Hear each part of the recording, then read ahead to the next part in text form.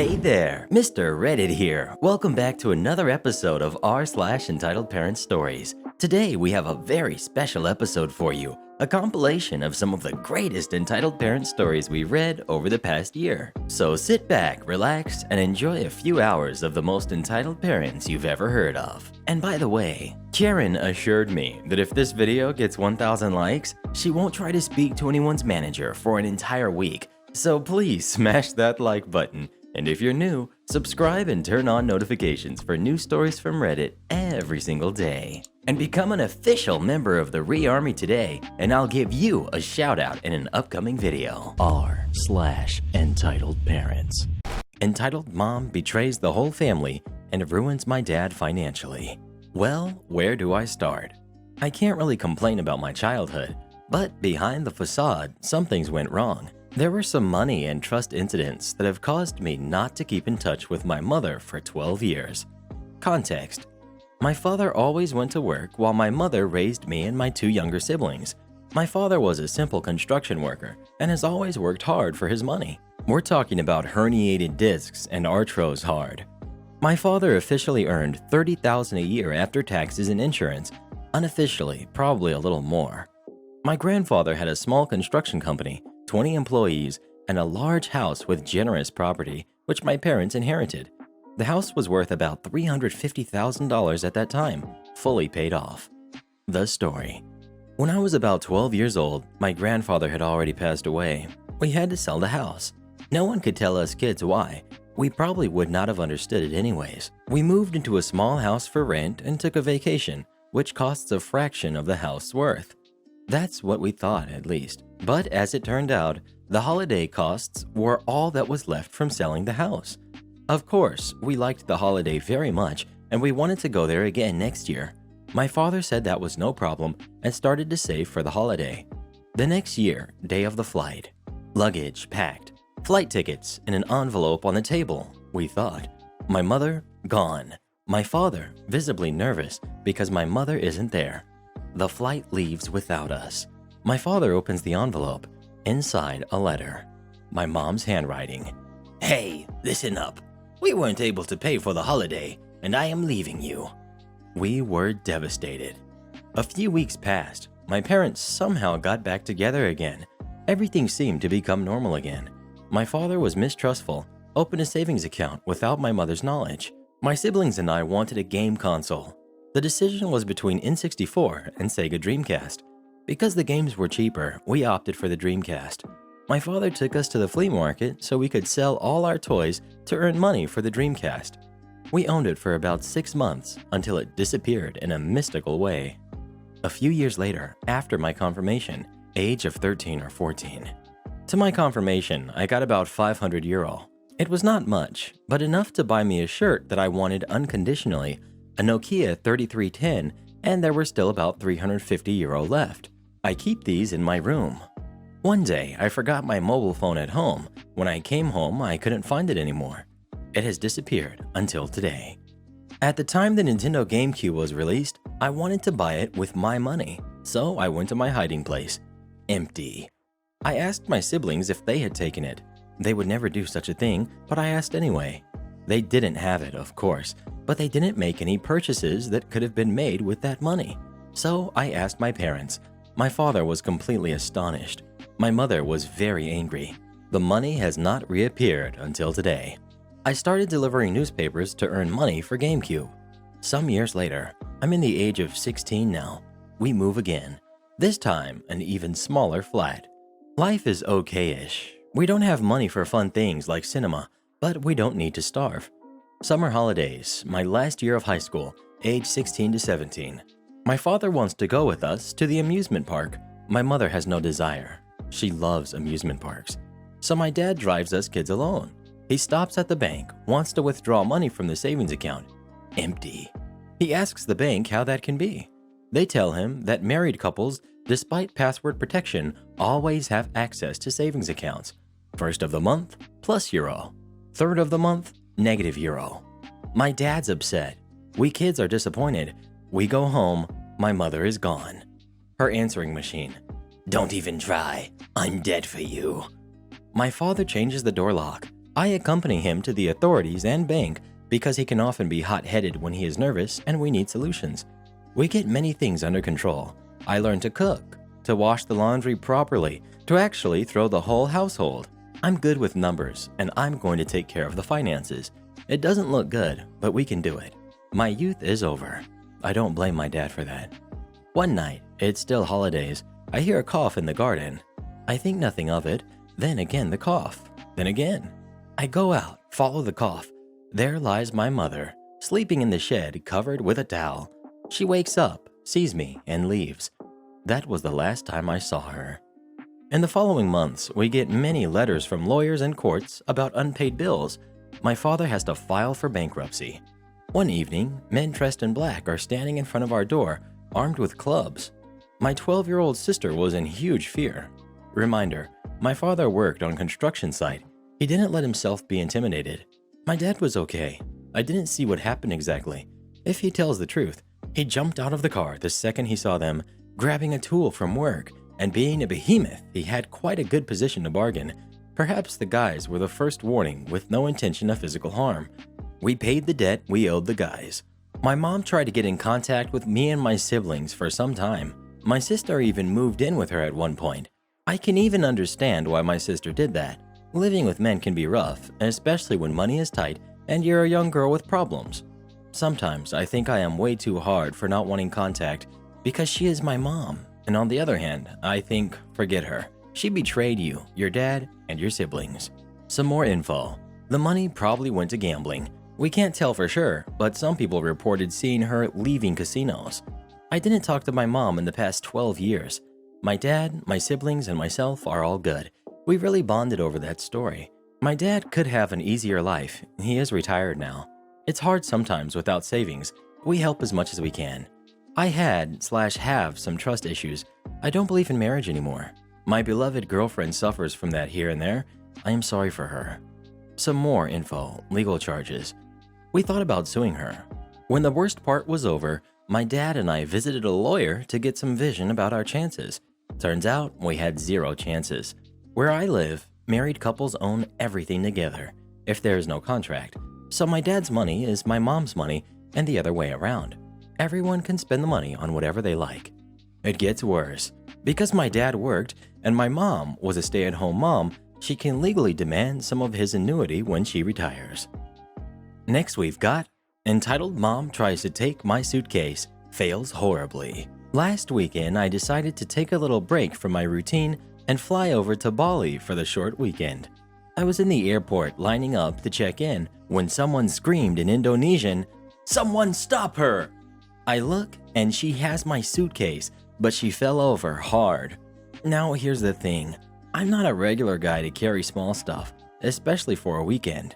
And just to note, my suitcase was about 18 kilograms, so there's a woman screaming, clenching in pain, and I go over there and grab my suitcase back and she screams at me. Characters. We've got Entitled Mom, Entitled Mom's son. He was not entitled. We've got bystanders 1, 2, and 3. We've got security and me. Note, this is all translated from Indonesian to English.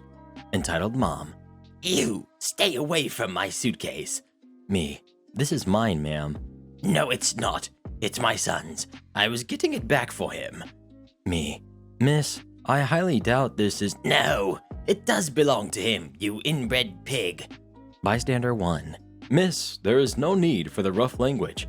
Bystander 2. I saw him carrying it out of the taxi. Bystander 3. I saw him next to it. Entitled Mom gets up and straight up slaps me hard. Entitled Mom. You pig!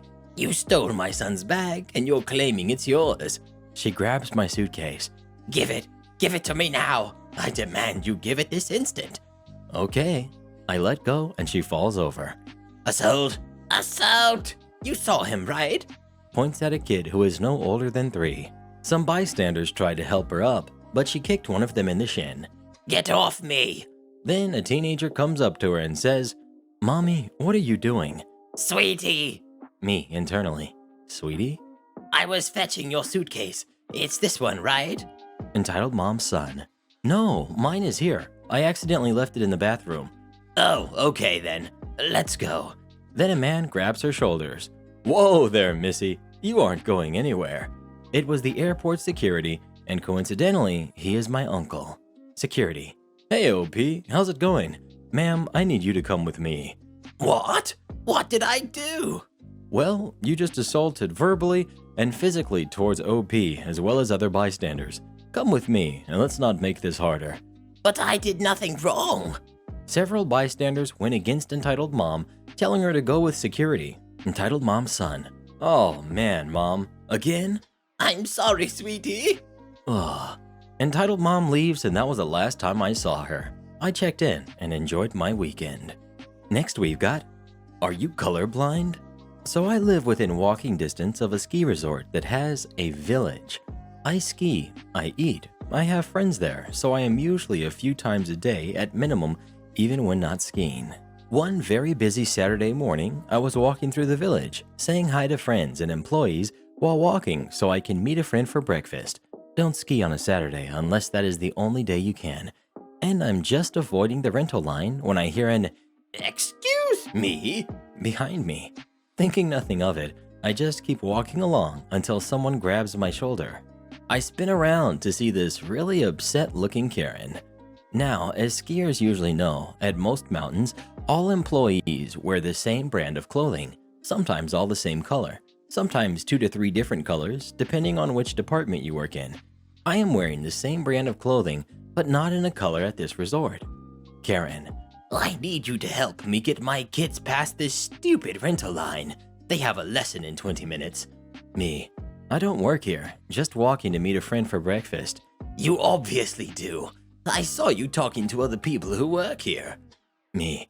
I am here a lot, so obviously I know people here, but I do not work here. I know you do. You are wearing the same clothing brand just like everyone else. Grabs me. Come help my kids. Me, pulling away. Get your hands off me. I do not work here. Find someone who does, but I doubt anyone would want to help a jerk like you. It's your fault that you got here so late. No one else's. Walking away. I am going to find a manager and get you fired, you jerk. Good luck with that. I'll be at this restaurant if you want to humiliate yourself further. Everyone in line was looking at her. I walk off towards my destination and run into a friend who works at the mountain, rushing in that direction. Me. Hey, friend. Friend. What's going on over there? Sounds like someone was upset. Yeah, some woman thought I worked here and went off on how she was going to get me fired because I won't help her. I'm sure she will be looking for a manager. I would avoid her at all costs. Friend.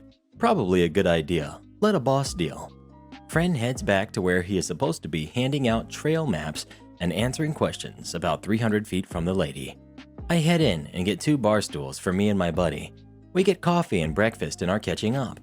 About 30 minutes after sitting down while we are eating breakfast, I hear, "Over there, that's him." Karen comes over, grabs my shoulder again and spins my bar stool, spilling the coffee I'm drinking all over me and my friend's breakfasts. She is there with the manager of security.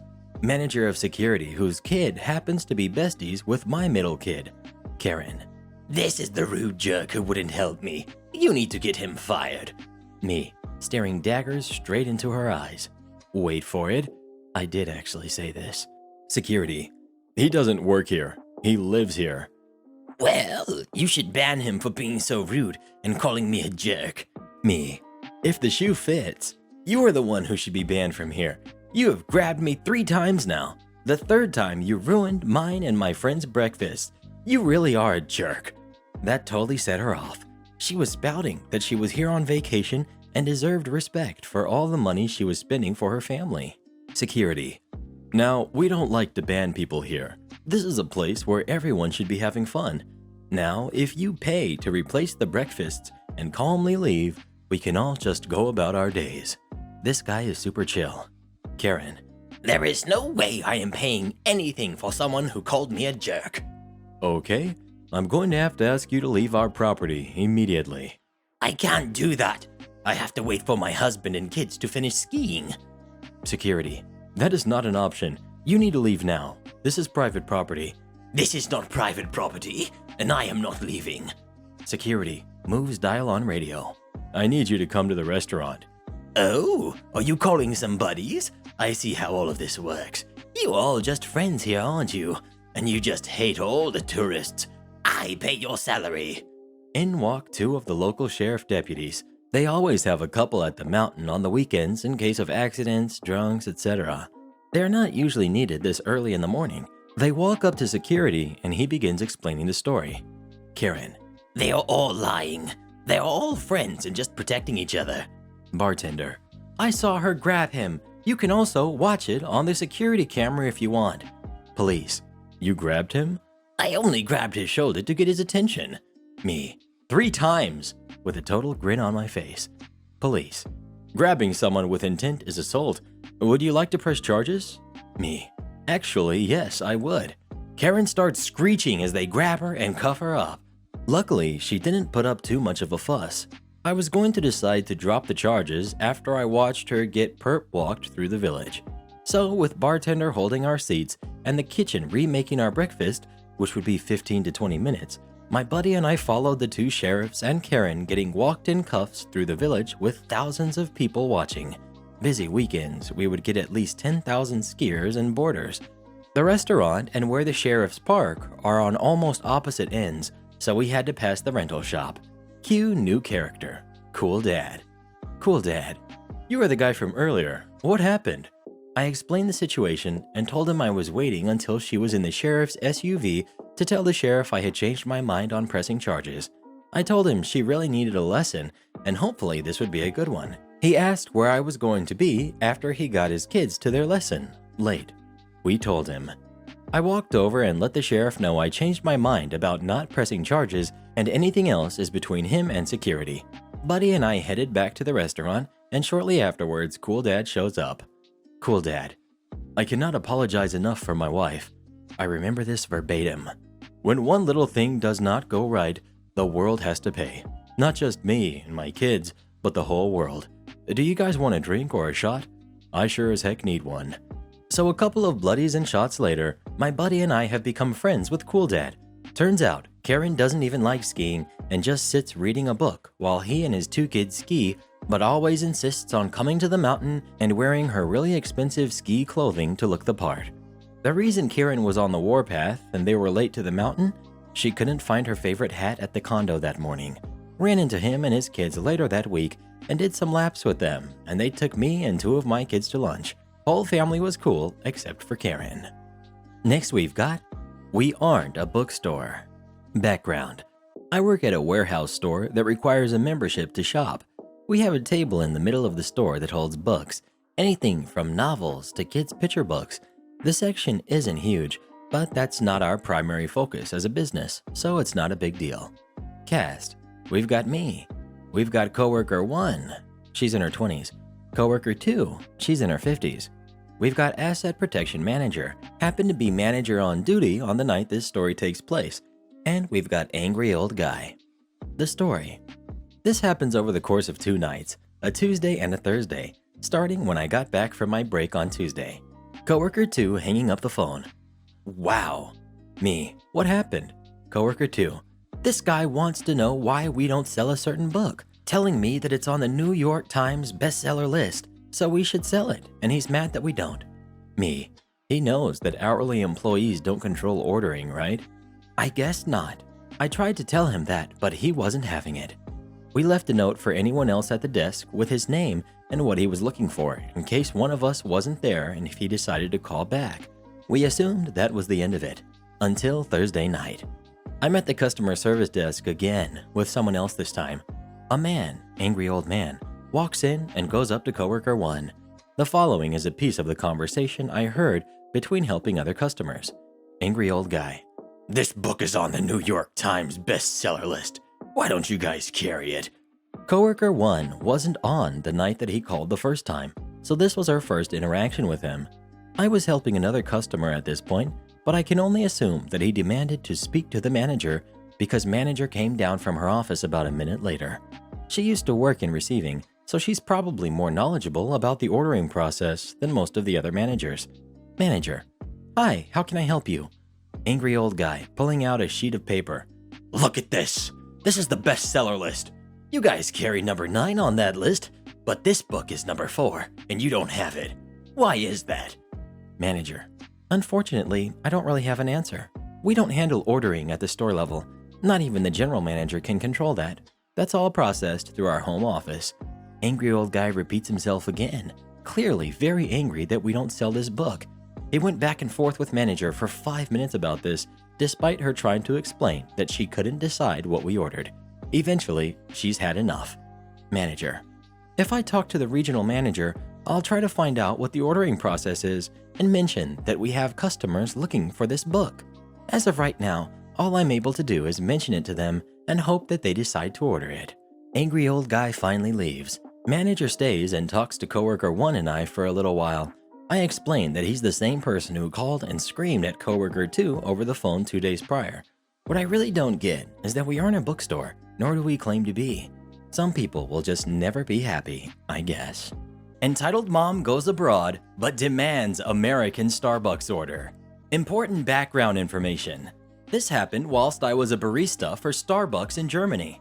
It was in a smallish city, but we're within 2 hours of major hubs like Paris, Frankfurt, Dusseldorf, and Brussels, which means there is a lot of foot traffic from people just transiting through the city.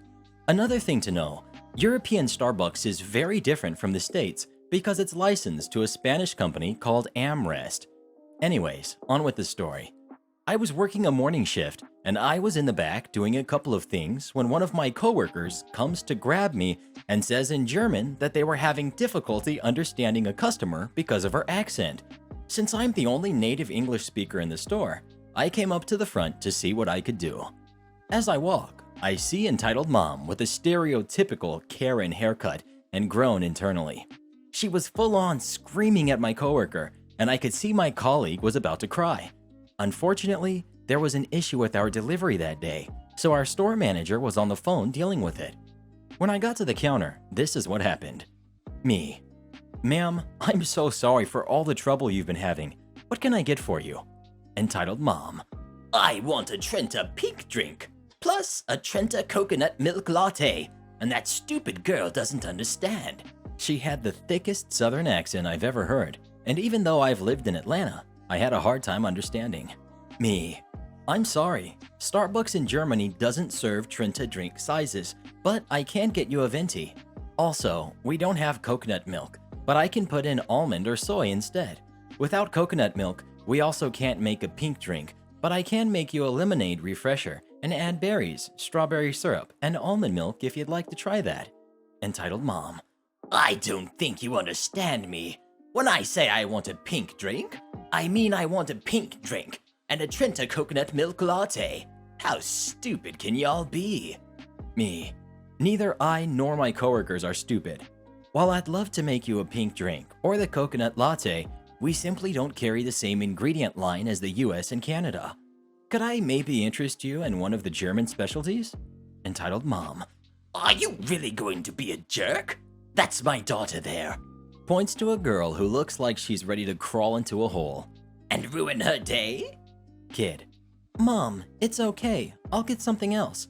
Me: Whoa, ma'am. I'm trying to work with you here, but please don't call me that. At this point, a long line was starting to snake around the store and people were watching. Entitled Mom: I'd like to speak to your manager. How dare you treat me like this? Don't you know the customer is always right?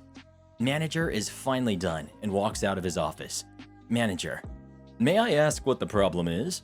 Keep in mind, both my coworker and manager speak English with a German accent. It isn't strong, but it's obvious.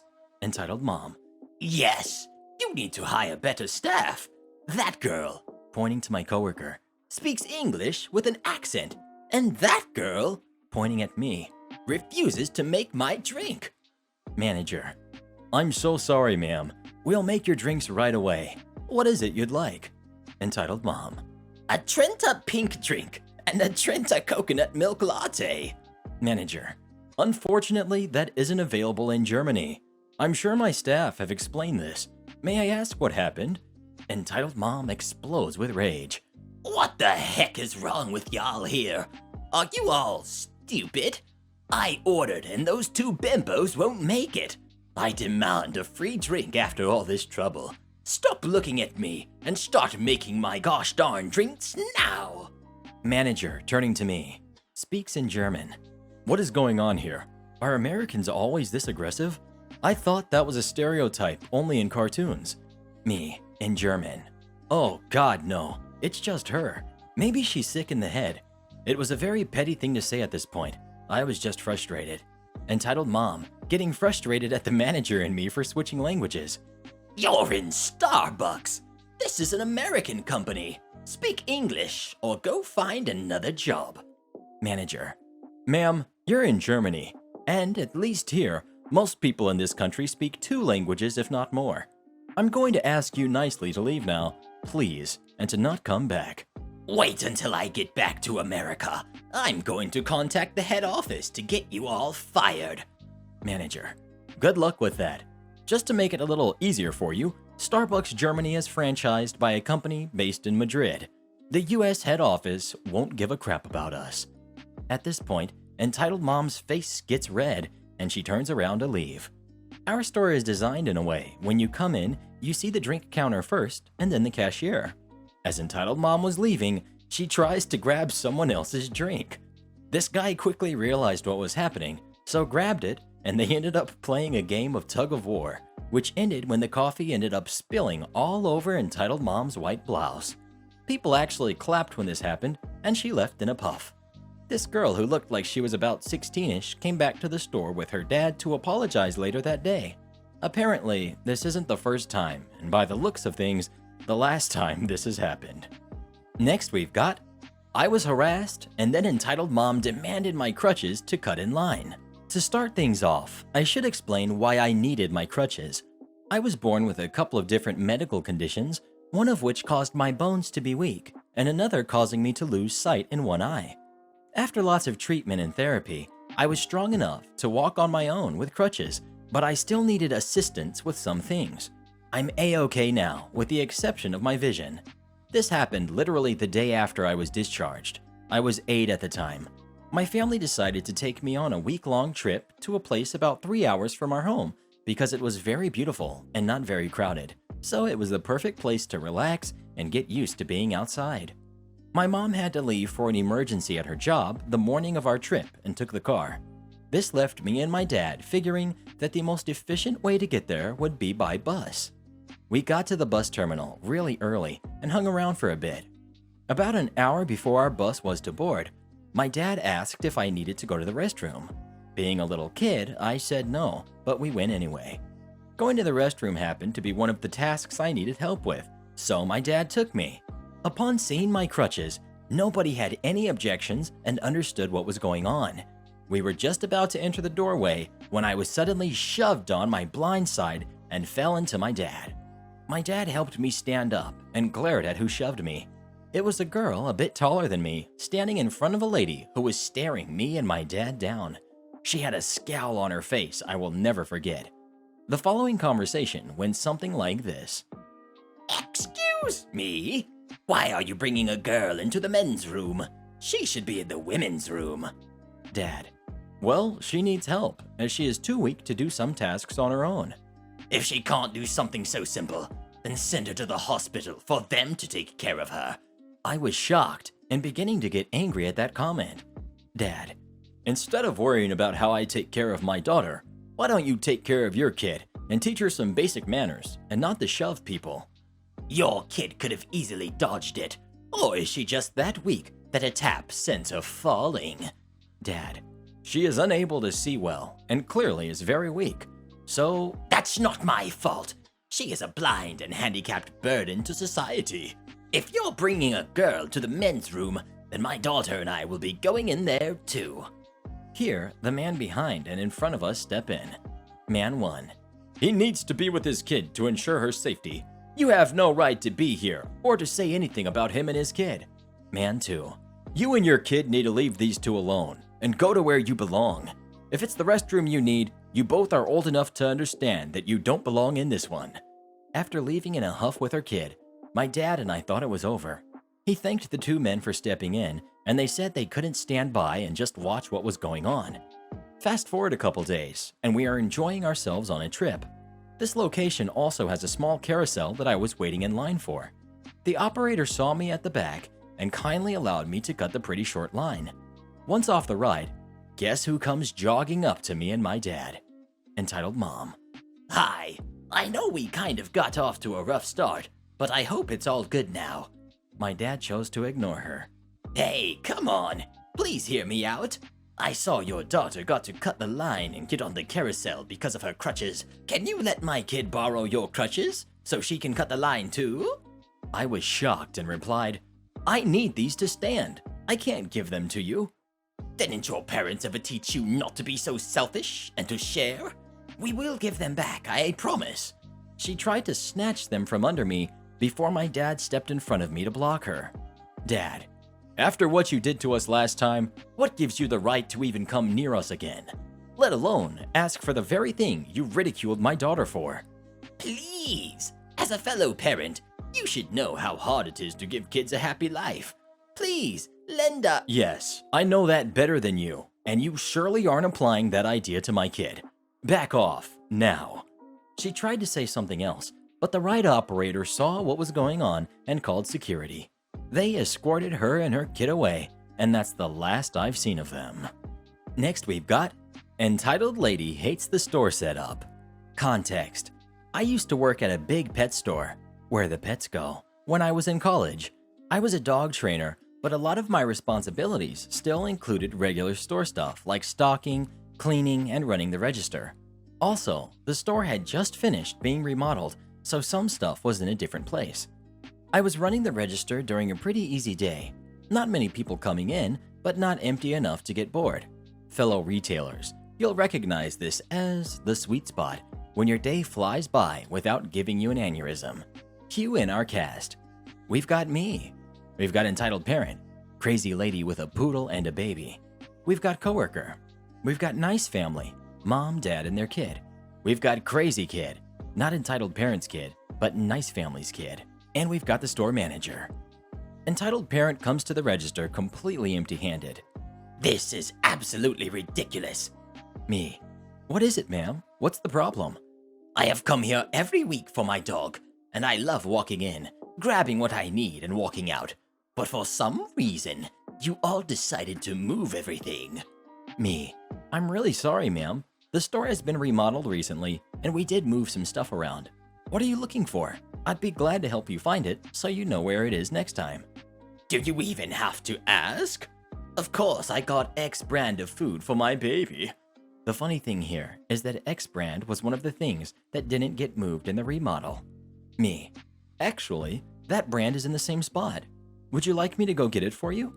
Entitled Parent silently walks away without saying a word. Since I couldn't leave the register, I paged someone for help in the dog food area, and one of my coworkers showed up to help her. In what felt like 30 seconds, he came straight for me and said, "That lady wants you to help her." Why me? I'm not sure. She said she wanted the brown girl at the front. Yes, I happen to be Mexican. Coworkers stayed at the register, and I walk over there and find her huffing and puffing. Entitled Parent. Why didn't you come get it like you said you would? Me.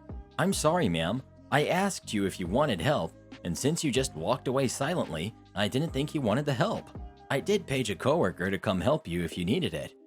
I am looking at this shelf that you apparently didn't change, and I can't find the flavor I want. She wanted turkey or something. Well, ma'am, X brand doesn't carry a turkey brand, but Y brand does. The brands were next to each other on the shelf. This is it. Why did you guys move it? Funny enough, again, also not one of the brands that was moved in the remodel. Me. This whole section didn't move, ma'am. It has always been shelved this way. Maybe you were just looking in the wrong spot? Either way, I am here, and I can take this to the front for you if you need help. I offered this, seeing as her baby started to cry.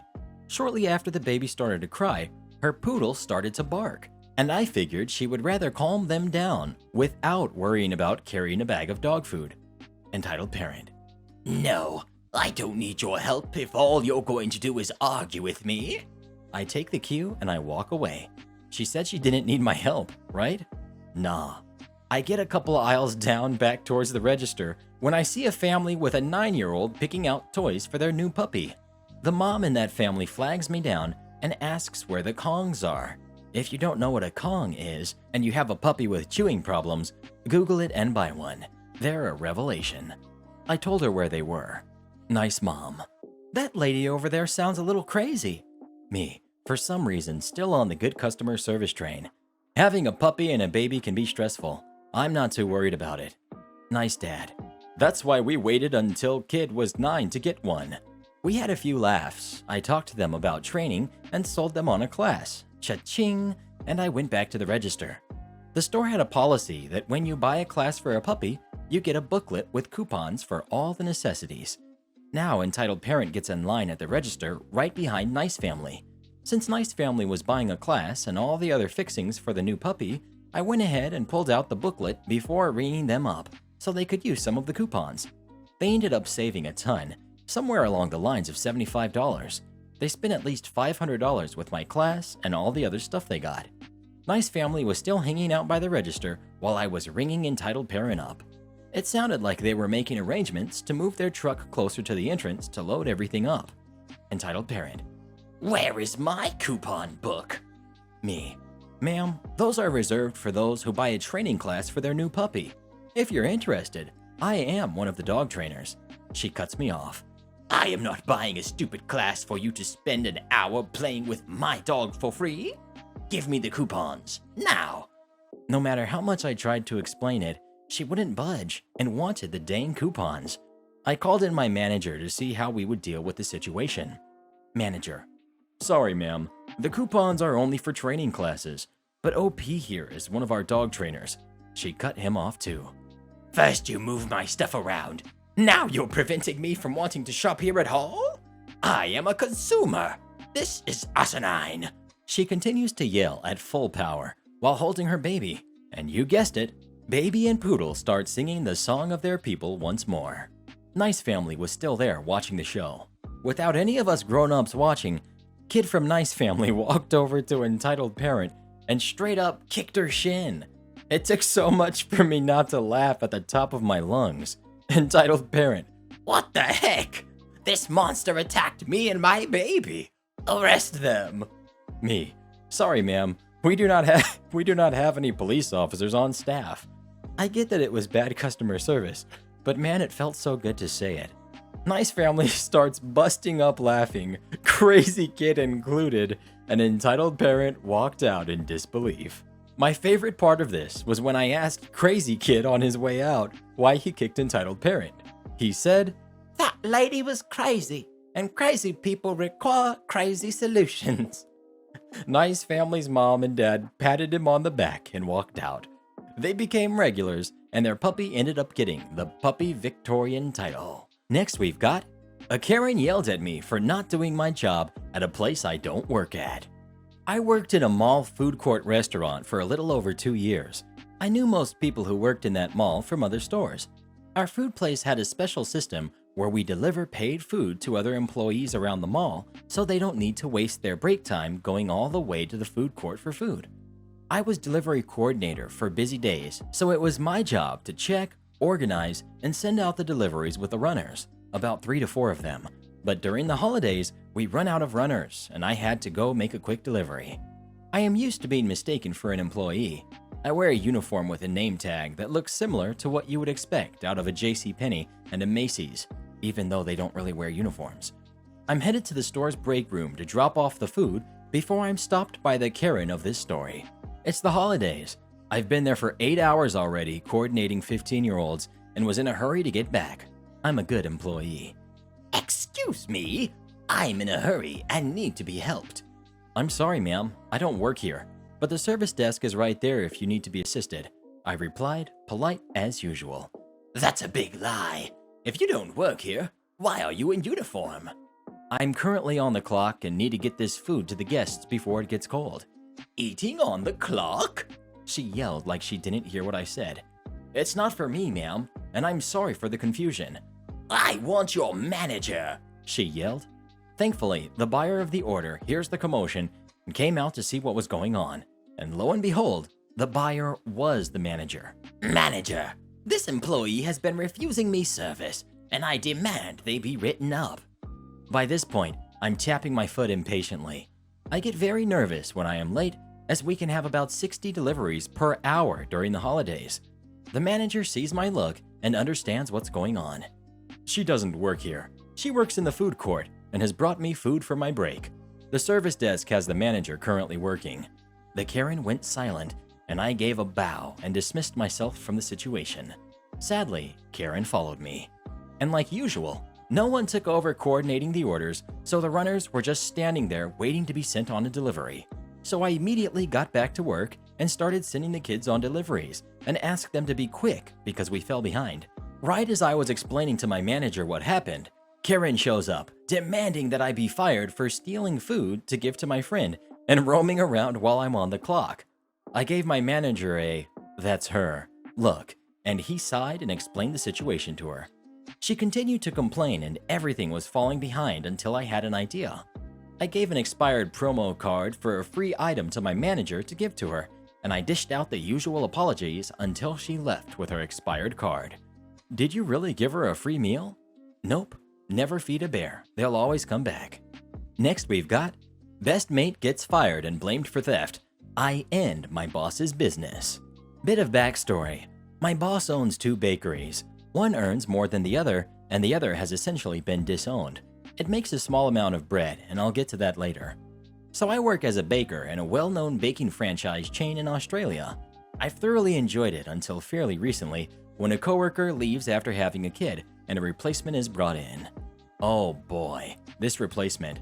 This guy is King Jerk, the biggest snob I've ever had the displeasure of working with, and within about 2 months, I've been essentially exiled to the crap store. I've never worked there before, so I was honestly dreading it for a while. This new guy had been running everyone into the ground and dug his roots into the place so hard and gotten into the boss's ear fairly well. I get to the sister store, and I was honestly dumbfounded. The production was small, and it was generally a joke at the main store, and it wasn't hard to figure out why. Half of the oven didn't even have power, or simply had busted elements not allowing it to heat up. The mixing bowl screamed whenever it was turned on, signaling it needed its bearings replaced urgently. The provers had gigantic gaping holes in them and pooled with water on the daily, and the other baker that was there, who we'll call Steve, had had enough. Steve had been there for about 3 years and wasn't even aware that King Jerk had even been hired, but we knew him well. It turned out that Steve and King Jerk were both apprentices at the same store before King Jerk was fired for theft. You can all see where this is going from here. I worked at the sister store for about 6 months doing the Easter season with Steve, and it was gruesome. Trays weren't replaced, some had breaks in them. I don't even know how it's possible. Provers leaked constantly, requiring mopping halfway through a shift, and because the non-slip floor, which was so old it was dangerously slippery, had so many breaks in it, the place smelled of dirty, moldy water that nobody could get to. Because it would get under the non-slip floor covering, it was foul. About 3 months ago, I got some bad news. Josh, a good friend of mine at the main store, had been sacked. Money had been missing from the store, and it was in an upwards of $3,000 over the course of a few months. There was no evidence that it was Josh, but it didn't matter. King Jerk got into the boss's head, and slowly but surely, Josh was warned for the most trivial of things, all of which weren't even his doing. He was fired after the 3rd unfair strike. He would be taking this to Fair Work Australia, but I had bigger plans. First step was to walk inside the provers with my phone, take it out of my pocket, and take a nice photograph of the floor. Photo can be shown upon request. My next step was to make a fake complaint during a hot day to head office about the store I was currently working at, pretending to be a customer. I demanded to know how a place could be so filthy and not anything be done about it for so long. I told them it reeked of damp mold, which it did in the hot days. We kept fans and an air conditioner blowing towards the customers constantly so they wouldn't smell it. They said they'd get back to me. I told them not to bother. I wasn't shopping there again. The third step was to report them to WorkSafe, the government safety board for workers. I requested to remain anonymous and attached the photo. I told them all about the faulty ovens, the dodgy mixing bowl, and also told them there were other problems in the main store. But as I hadn't been there for months at this point, I couldn't say what there was. But I did mention the drain cover in the back that had come loose one week, and the boss informed us to just put it back so nobody breaks their ankle, never actually fixing the problem. so it still came out from time to time if you stepped on or rolled over it wrong with the bin. They came into the sister store and shut it down within 20 minutes. There was a slew of problems, probably more than I reported. The place was a disaster zone, and it was clear they weren't messing around. I had a couple days off and found out during those that the main store was also shut down, as they found rust around the inside of and mold growing inside the fans of the prover, effectively throwing mold spores all over the products meant for the next day. Both places were shut down. It's going to cost the boss tens, if not hundreds of thousands of dollars in replacing machinery, flooring, and fines. The boss blamed Josh for all of this, mostly because King Jerk shoved it all onto him. But if he got his facts right, he wouldn't have lost his business. Everyone working there was paid a severance package, including King Jerk, but at least I know I won't be working with him again. I'd rather crap in my hands and clap. Entitled Mom calls police on me because I refuse to pay to fix her car. Cast. We've got me, we've got Entitled Mom, we've got Innocent Kid, Assistant Manager, and the police. I worked at a truck stop, and on this particular day, I was working the front, which is mostly car drivers. Kid comes in and says she wants to fill up on pump 16 and leaves me her card. I asked if she was getting diesel, and she said yes. She comes back in a few minutes later and pays. I thought that would be the end of it. Nope. Enter Entitled Mom. This is probably where I should drop some knowledge. Pumps 14, 15, and 16 are different from the other pumps on that side. They are meant for vehicles bigger than cars, but not as big as tractor trailers. If you don't know, most of those vehicles have 2 tanks. As such, there are nozzles on each side. Think a little less space between pumps and turn one around so they're facing each other. There's only one parking space for all the pumps. There are 3 standalone pumps on each side, spaced very close together. They look like ones you'd see in a mom and pop store. One is regular gas, one is premium, one is diesel, respectively on each side. It sounds confusing, but it's beneficial for the vehicles needing more space and various fuel types. Sorry if I explained this wrong. I don't always do well when describing things. The majority of people using those pumps are well versed on how to use them. Occasionally, other people would pull up when we were slammed, and it was usually these people who would mess it up. Each pump is vastly detailed to prevent errors.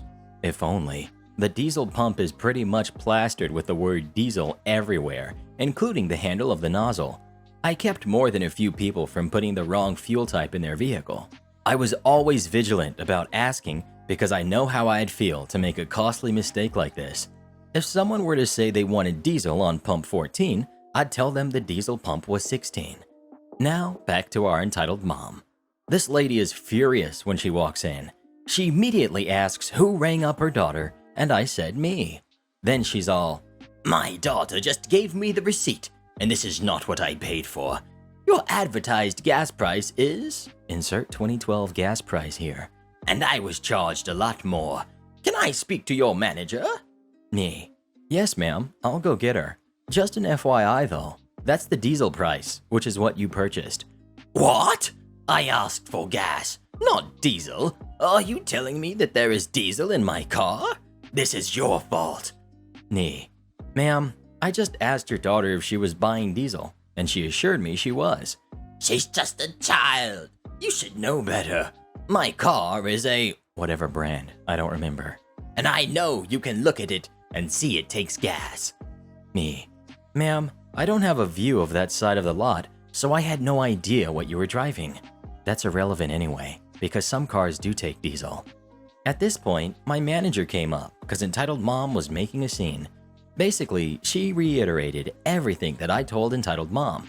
Entitled Mom was having none of it. She was convinced it was my fault, and nothing was going to deter her from that way of thinking. This isn't right.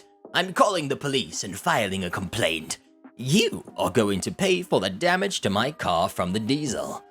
I just avoided her because I had other customers. Enter the police. They get a rundown of everything and explain that neither me nor the store were liable. Entitled Mom. But my daughter didn't know. She is an innocent girl, and because of this lady, my car is ruined. Can't you do anything? Police. It seems that if you had not sent your daughter in, this probably wouldn't have happened. As you said, she didn't know the difference in gasoline and diesel, yet you still put that responsibility on her by sending her in. But that's not fair. Who is your supervisor? I am going to speak to them about all of you and your unwillingness to help and to blame an innocent kid. Literally, none of us blamed the girl at all. I actually felt really bad for her and even told her before she left she wasn't to blame. Ultimately, it was her mom's fault for sending her in there with no idea what she was doing. Entitled Mom finally realized that what she wanted wasn't going to happen, but she was not happy about it. She wanted me to pay and or lose my job. She ended up being there my entire shift, waiting for someone to come pump out the diesel. She came back in several times throughout that day and stared daggers at me every time. I actually left before she did and laughed my butt off as I walked by her. I never saw her again, but she made good on her promise to complain to my company. Exaggeratedly, might I add. She made it sound as if I intentionally and maliciously made her pump diesel in her car. As if that's even plausible to begin with. Thankfully, my manager was there and told the actual story, and nothing happened to me. I know it sucks when this crap happens, and you want someone to blame, but we literally can't pay for your gas. I can't give you money out of my register. That would be stealing. People would tell me the wrong pump number, or forget to pump their gas and come back surprised that someone else had pumped their gas. Almost all of them expected for us to reimburse them for their mistake. You could literally get fired for being $5 short, much less filling up someone's gas tank because they messed up. Next we've got, guy decides he needs handicap parking spot more than my mom. A few years ago, in the middle of good old Canadian winter in January, my mom was heading to her car to go to work. Now, no one knows what exactly happened, but she probably slipped on some ice. But she fell and hit her head hard. My stepdad saw her outside and called an ambulance in time though. She had no memory for weeks on end, and her body wasn't working right for a long while after. Fingers and toes going limp/numb, or just not strong or working right. Basically, she was recovering for months. I'm also very protective of her and my siblings. Alright, context rant over. On to the story. We've got me, we've got entitled dad, we've got my mom, and we've got awesome police officer. So this takes place a few weeks after my mom got out of the hospital. She was using a cane to walk as her arms and legs were still pretty weak at times, and so she had a handicapped placard. I don't know what you call it where you're from, but that's what it's called in Canada. She needed to get her prescriptions from the store, and I had nothing to do that day, so I volunteered to take her. She lived in a small town at the time, with only one major pharmacy, so we of course went there. And as the title suggests, both handicap spots were taken, so I dropped my mom off as close to the door as possible and went to find a different spot. But as I went by the other cars in the handicap spots, I noticed one of them didn't have the placard.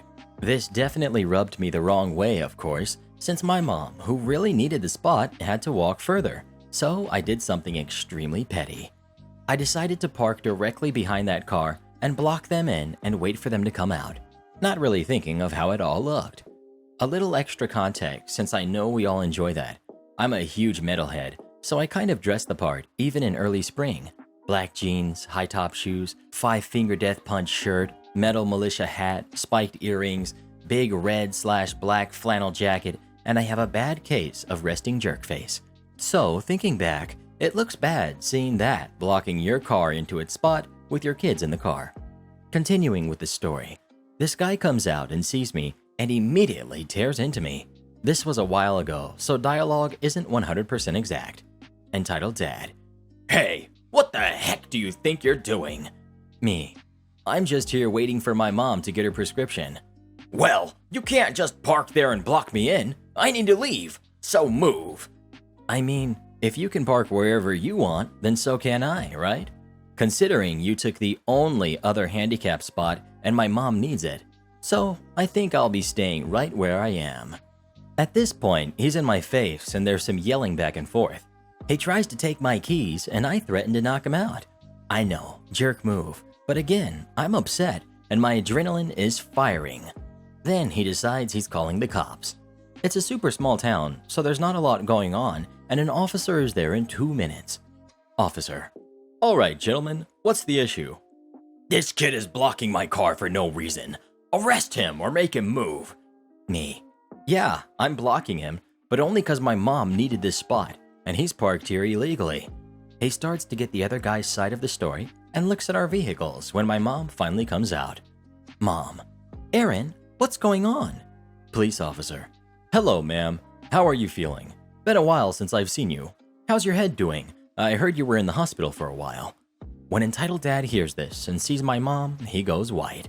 Turns out that was one of the officers that came and checked on things when my dad called for an ambulance, and he knew without a doubt she needed that spot. And of course, when she told him about the parking issue, I was told to move and given a warning, but I'm pretty sure he handed the other guy a ticket and gave him a serious talking to. Next we've got Karen tries to get me fired over free pickles.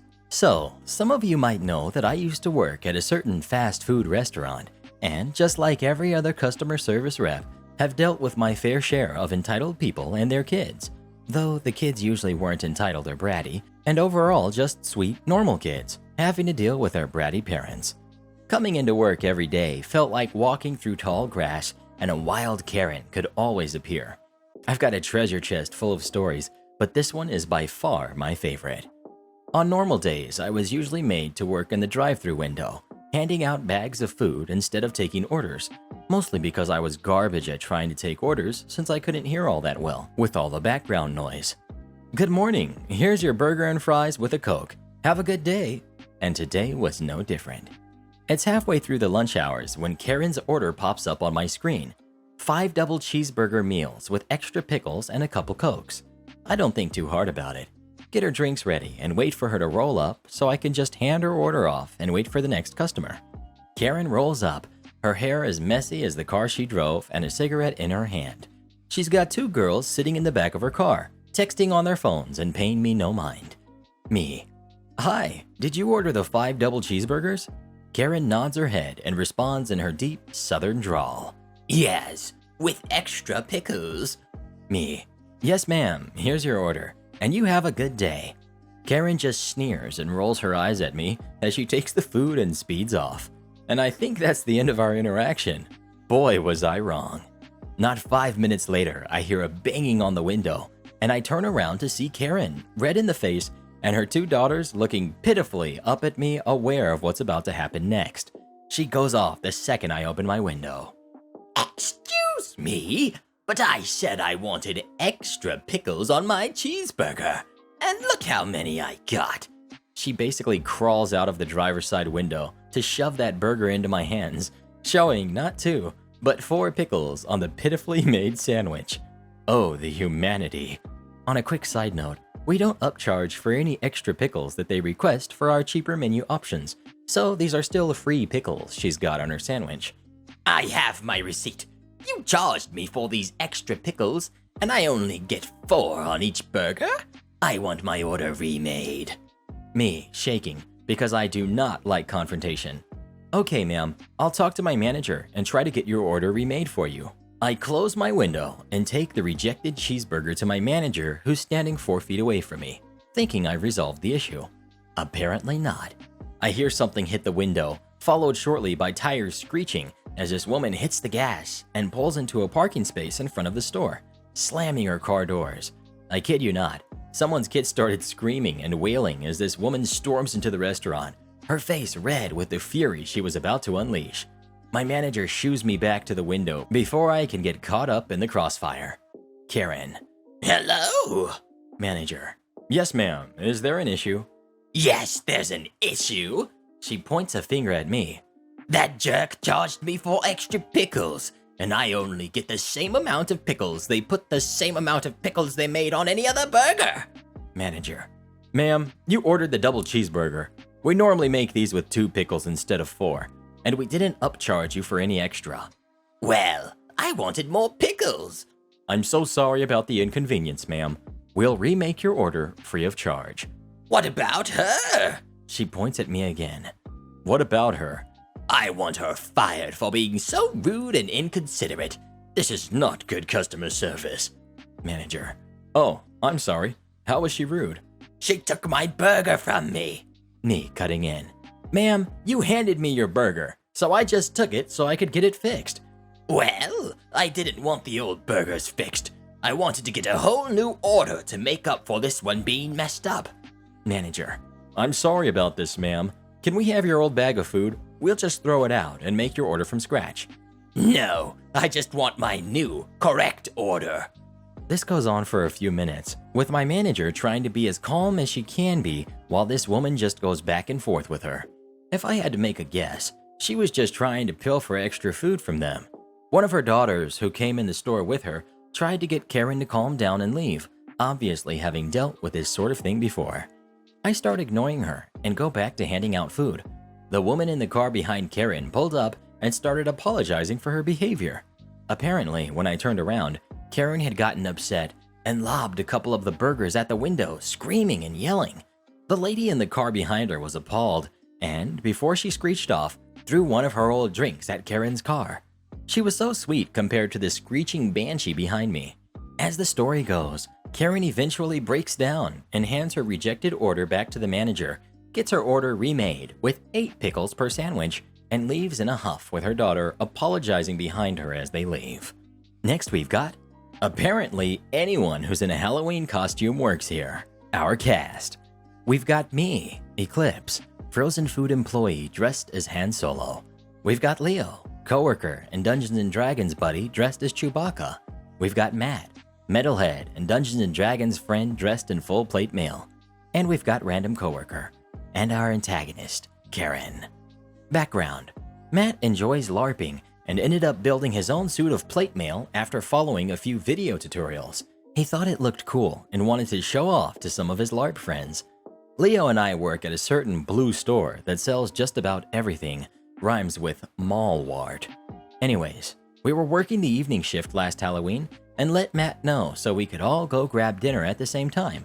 He finished work much earlier than expected and decided to swing by his place and grab his costume, then show up at our mallwart and pretend to be a statue. Leo and I pulling a pallet of ice to the front to start stocking the icebox. All the while I'm quoting Han, and Leo is just making Wookiee noises. We're up near the front stocking ice when we see none other than Matt doing his best impression of a statue, then suddenly moving, startling folks near him. We both snicker at his antics as he surprises a few kids while speaking in ye old English. After unloading the whole pallet, we decided to move on to drop off our empty pallet and clock for lunch. I go over to Matt to let him know. Me: "Hey Matt, you okay in there? We'll be dropping off this pallet, then go clock out to lunch and head right back, okay?" Matt: "Could thou acquire a flask of water? 'Tis quite hot in here." Me: "Sure, I have a spare I carry." Hand him a water bottle I keep handy. "Thinketh thou." Me, rolling eyes internally. "See ya, we'll be right back." We head off to go clock for lunch and chat with a few coworkers who are just now coming back from their lunch. About 4 to 5 minutes later, when we are heading back, we hear the oh-so-familiar line. Karen, with a voice like nails on a chalkboard. What do you mean you don't work here? You're just wanting to be a lazy employee. Matt, no longer speaking in ye old English. "No ma'am, I don't work here. I just finished my actual job a little over 2 hours ago. I'm just here to go grab dinner with my friends." Karen: "Look at all the employees here. They're dressed up in their costumes." Not really. Only a handful of us were. "Now, get me your manager. I want your rude butt fired." Me, now arriving on the scene. "What's going on here?" Karen, seeing my uniform. "Ah, a manager." Note: I did not have a manager's badge on, just my uniform. "Your rude employee here wouldn't do his job. He's such a lazy jerk. Also, do you know where the eggnog is? That's what I'm here to get." Me: "Yes ma'am, the eggnog is..." Give specific location. Gallon sized is in the middle shelf. Bottom shelf has half gallons, and quart size is on the second to top shelf. "Thanks." In an irritated tone. "What? You're not going to walk me there?" Me: "Sorry ma'am, but I've got a rude employee here I need to discipline. Leo here's going with me as my witness." Leo: "That's right." Me: "Just in case he tries to stir up trouble with corporate by claiming wrongful termination. Ah, one sec." To RC: "Hey RC, can you show this customer where the eggnog is? I gotta handle this." RC playing along. "Sure thing, boss. Right this way, ma'am." Leads her off to the eggnog. Me, just to keep up the charade, pulls Matt along outside. "Come on, man. Acting like you don't work here. And I told you that costume goes against dress code. Seriously, man. You know this will cost you your job." I check behind me. No Karen. You owe me for this, and I think I'll cash in that favor for a bacon temptation omelet at IHOP. And thus, our intrepid trio escaped that encounter, and we went forth to the local house of pancakes where we ate. Parting ways, Leo and I returned to see Karen stomping out of there.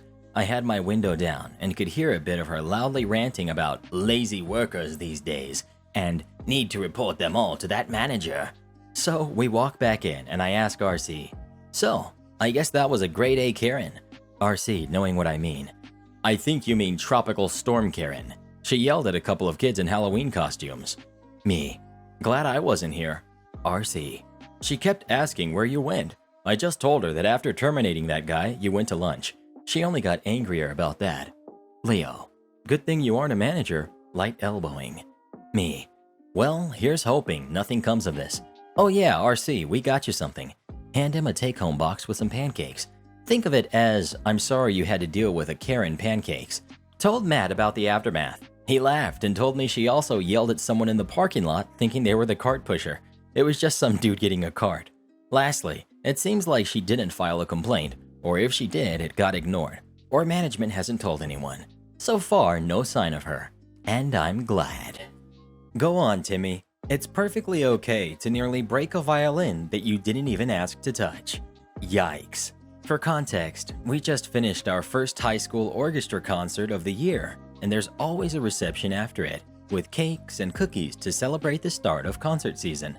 Due to this, lots of the younger siblings come to the concert so they can have cake after it. It seems perfectly normal until you realize that one of the orchestras unpacks in the room with the reception. Tiny sugar-fueled children in a room with a few unsupervised orchestra instruments scattered around. Now usually, the kids behave themselves because their parents keep them in check and make sure they don't touch the violins, violas, cellos, and basses that are at the edges of the room, because most parents understand that musical instruments are very expensive and should only be used by the player of said instrument. However, not this parent. It started when I was hanging out with my friends at another end of the room when we heard something fall and heard a kid say, "Oh man, the bow fell." Naturally, a few of the orchestra members checked on this and saw a small kid, who was maybe 8, struggling to hold a full-sized violin. A very familiar-looking violin, in fact. I looked over at my case and saw that this kid straight up took my violin out of the case and was messing around with it like no big deal. Due to the nature of orchestra kids, there were already a few kids telling him to put the violin away and leave it alone. The kid didn't stop, and I showed up to tell him that the violin was mine and for him to please hand it over to me. This was when his dad showed up. Entitled Dad. "Are you telling my son to put away that viola? He's pursuing his musical interests. Let him be a kid. Don't you need more members anyway?" Me. "I'm really sorry, sir, but that's my violin. I really care for it, and my parents say that if I break it, I'll have to pay out of pocket to get it repaired.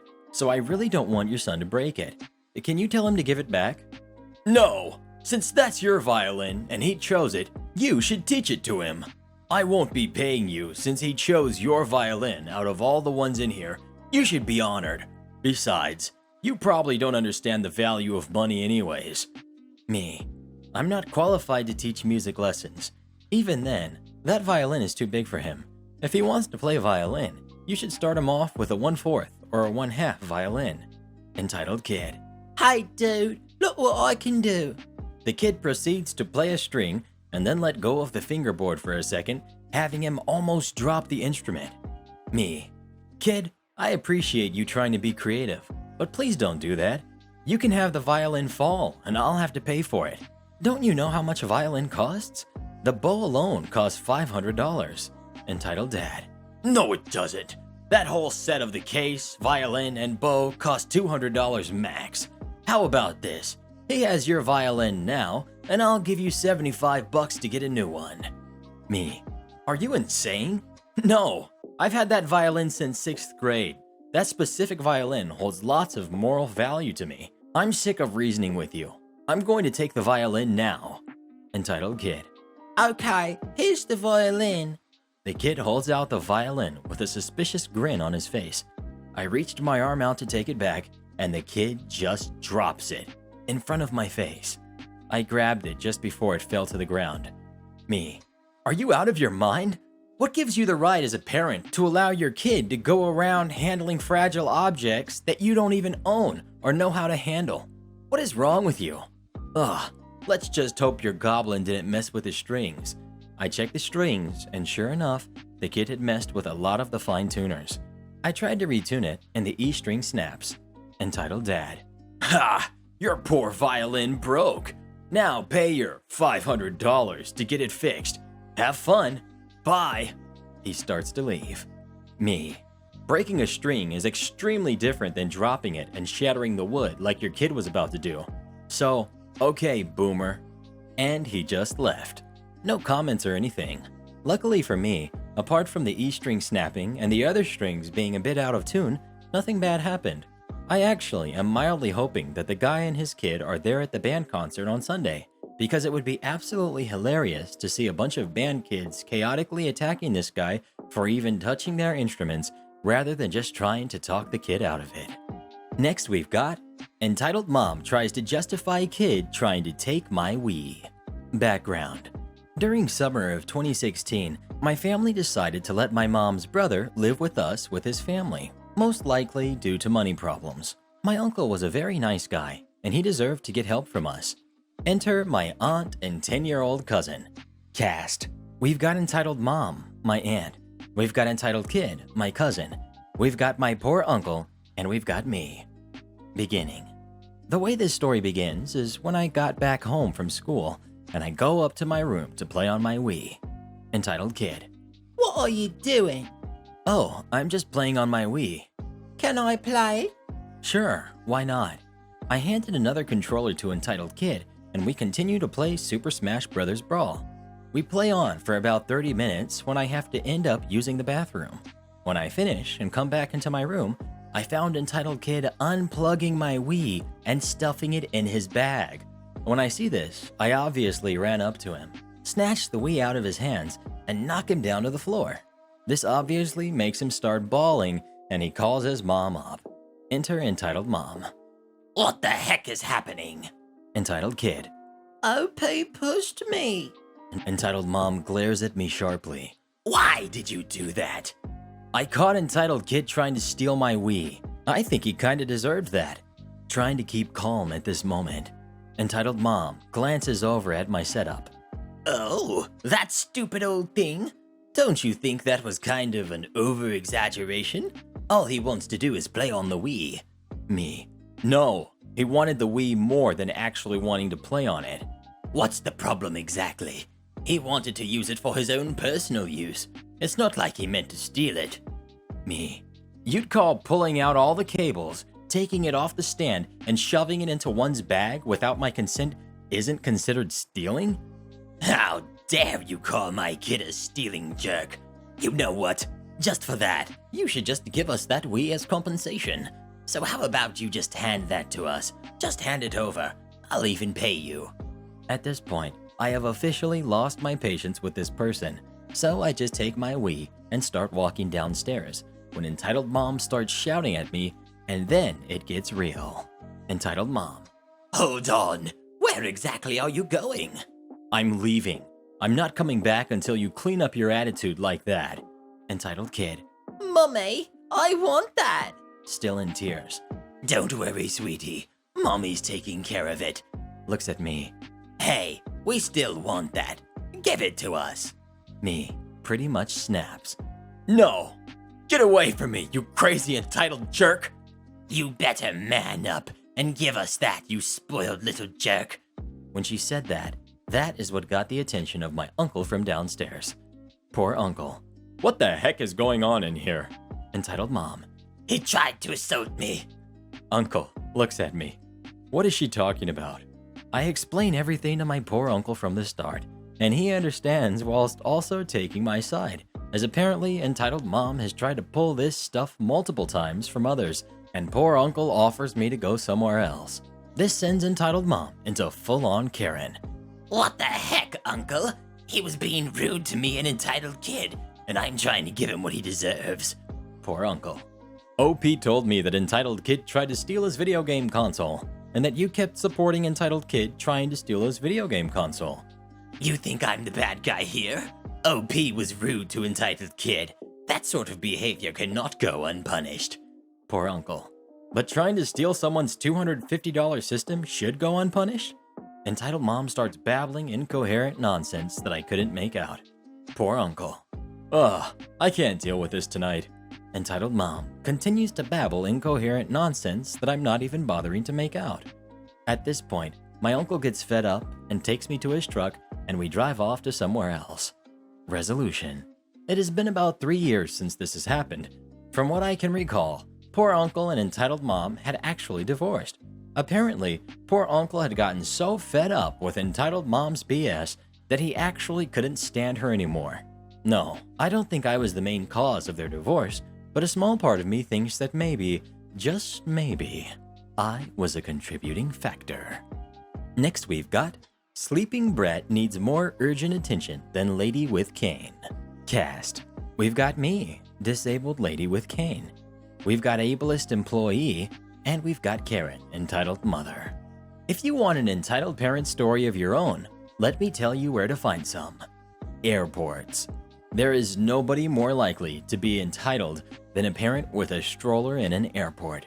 Despite needing a cane, they constantly cut past me when walking by, nearly knocking me over. They also like to push their way past me to get on the elevator, even if doing so means I have to wait for the next elevator. Any attempt to board first will be met with heavy sighs and shoving me into a corner of the elevator despite there being room elsewhere. As you may have guessed from the cane, I'm disabled, as is my mother. The airport we use is huge, and for most terminals we can't walk the distance without seriously hurting ourselves. As such, we try to make arrangements with the airport ahead of time. Basically, they'll get a wheelchair and someone to push it, or bring around a go-kart-esque thing to get you there. This time was no different. While I was having issues walking, my mom was having issues standing. As such, we decided it would make more sense for me to be the one to go up to the counter to tell them we were there and ready for the accommodations. This is where the ableist employee comes in. I'll spare you the finer details on just how much disdain that lady had for me, but some of it is important, a bit of it has to stay in. Also worth noting that my illness is totally invisible to the naked eye, other than double-jointedness. Me. Hi, my name is Ocarina Link 24. We called ahead about wheelchairs. Employee. Wheelchairs? Looks me up and down. Well, where is it? Me. What? Where's the wheelchair? I don't know. Employee. Snootily. Well, if you don't have the wheelchair, I can't help you. Me. You're supposed to have it. We called ahead to let you know we would need assistance. We don't do that. Yes, you do. Like I said, we set it up on the phone. We go back and forth like this for a while before I finally got firm with her. Me. Look, my mom needs this too. She can hardly stand right now. We already set this up and most airports do this. I know this one does too because I've done it before. Employee huffs. I'll call someone to maybe see if I can get one for your mom. And me too. Employee stares incredulously. I thought maybe she couldn't see my cane, so I lifted it to show her. Me. Yes, I'm young and still need one. My condition is actually worse than my mom's, but I'm more able to stand in front of you right now. We need 2 wheelchairs, just like we arranged for in advance. Employee just scoffed. This is when I see the Karen with her stroller headed in our direction. This just frustrated me more, because I can't imagine how hellacious it must be to try to navigate the airport with a toddler like that. Employee talks to someone on the phone before getting up and leaving without saying anything to me. It was at this time the mother pulled up behind me. She was there for maybe 3 seconds before she started huffing. That didn't bother me. Heck, she saw how bad the customer service was as she was coming up. I was annoyed too. It was getting difficult for me to continue standing. However, those huffs and puffs turned into entitlement pretty quickly. I caught her giving me nasty looks when I glanced over my shoulder. The kid was sleeping soundly and sweetly. Her behavior from there would have been excusable if the kid had been awake, screaming and yelling, but they were blissfully unaware of everything around them. The next thing Karen started to do was mumble about how long it was taking. Again, an understandable reaction. Here's where things took a turn. She started to complain about having to wait in line. I thought that was a little weird since it was just me and her, but whatever. The complaints about the line got louder and devolved into her complaining that she had a child and she had a stroller. I turned around and gave her a look, started to fiddle with my cane to passive-aggressively make a point. I'm from the South, it's what we do. She saw it, but kept talking to herself about how she needed help right this instant. She even tried to slowly creep forward with her stroller to push her way between me and the counter, despite clearly seeing that I was in the middle of being helped already. Finally, she decided to complain to me. Karen. This is taking forever. Me. Yeah, I know. They were supposed to have the wheelchairs ready for my disabled mom and I before we got here. I put extra emphasis on wheelchairs and disabled, hoping that would stop her from trying to inch in front of me in a two-person line. Yes, she was still trying that like I wouldn't notice or something. But alas, that did not work out. She looked ready to explode because there was no way for her to demand a manager. She went back to mumbling to herself about how she had a stroller and shouldn't have to wait in line.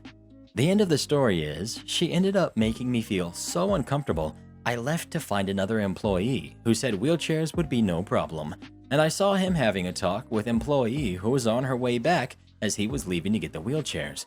She looked super upset during it, and based on body language, I think she got in a little bit of trouble. So I guess that's something. Next we've got, called a creep because I don't work at the school I work at. So I work as an IT consultant under a long-term contract for a school, thus making me not an employee. I've been working at this school for many months now, so all the staff and a few parents know me. None of the regularly employed staff require uniforms or have any identification except being on the website staff list, which I am not a part of. Tuesday of this week, I'm walking back onto school grounds after getting some food a good hour after school got out, when one of the parents I saw earlier beelines towards me from the parking lot. We've got me. We've got parent. We've got awesome office person. Parent. I've seen you around here creeping. You need to go away before I report you to the staff and the police. I'm caught really off guard because I almost never interact with parents except through email or the occasional one chatting with other staff. Me. Sorry. I actually work here. I've looked at the website list, and you aren't anywhere on there. I've even spoken to other parents, and they're concerned for their kids' safety. You need to leave right now, before I call the police. Look, we can go into the office and talk to A, B, or possibly C if she's still in. Yeah, then they can call the police themselves, and you won't be able to run. Okay, don't follow the logic train with that one. Regardless, we walk over and into the office. Luckily, someone is still working the front office.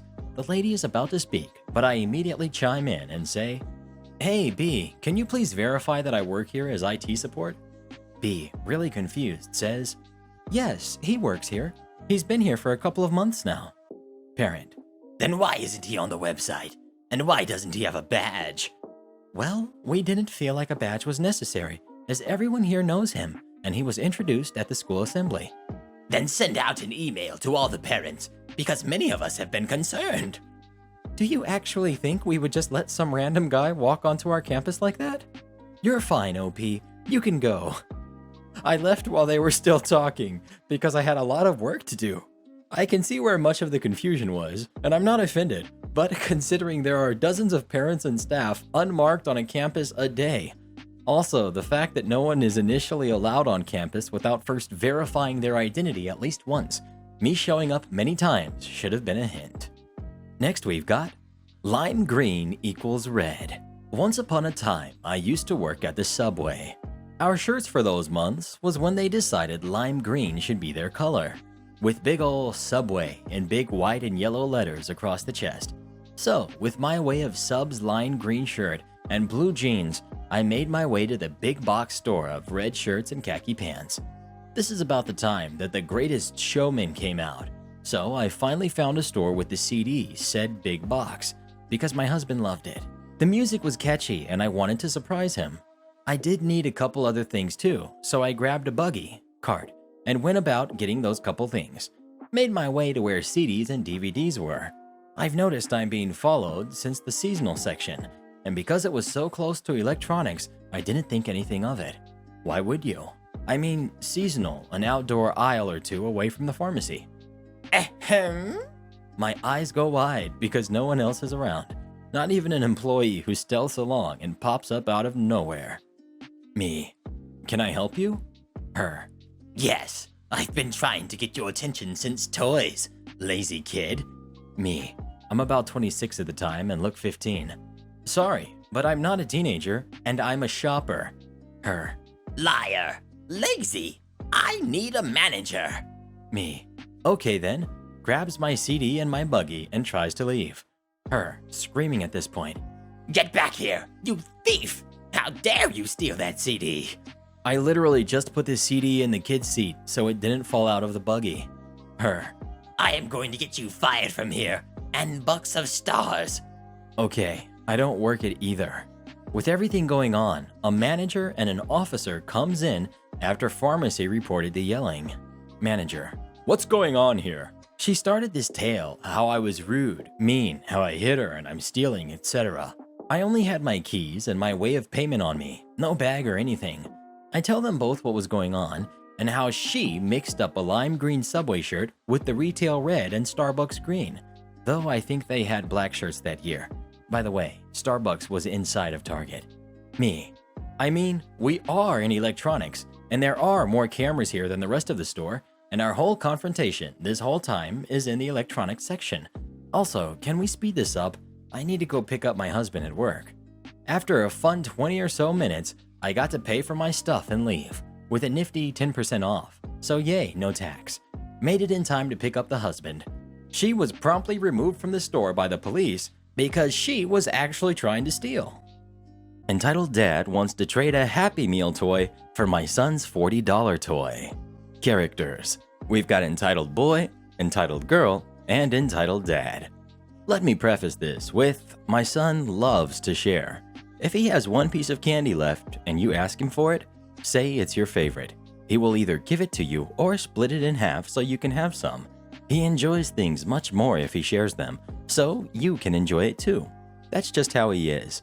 Also, we are on a pretty strict budget, so he doesn't receive rewards or presents except on special occasions. My son is 6, and we just came home from parent-teachers conference and were told he was doing great. So we stopped at the store on the way home and let him pick out a toy as a reward. He picks out a $40 Iron Man toy. This toy would light up, was about up to his knee, just a cool fun Iron Man.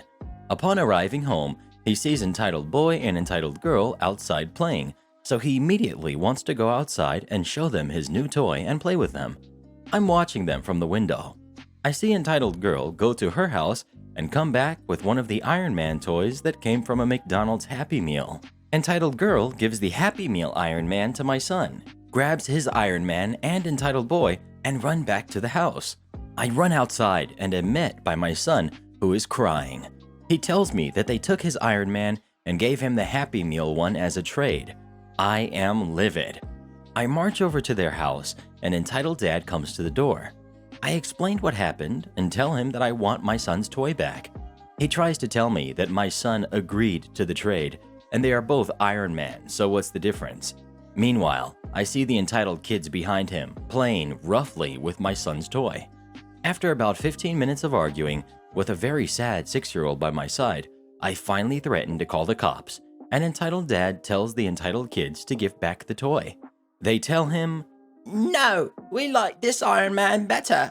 Entitled Dad tells the kids he will get them the same Iron Man next week when he gets paid, and the kids still told him no. Entitled Dad then tells me that they can keep it, but have to give it back when he gets them one. I interrupt him, saying, No, they cannot keep my son's toy. That was his reward for doing good in school. Entitled Girl then smashed Iron Man into the floor, breaking the arm off of him. My son starts bawling.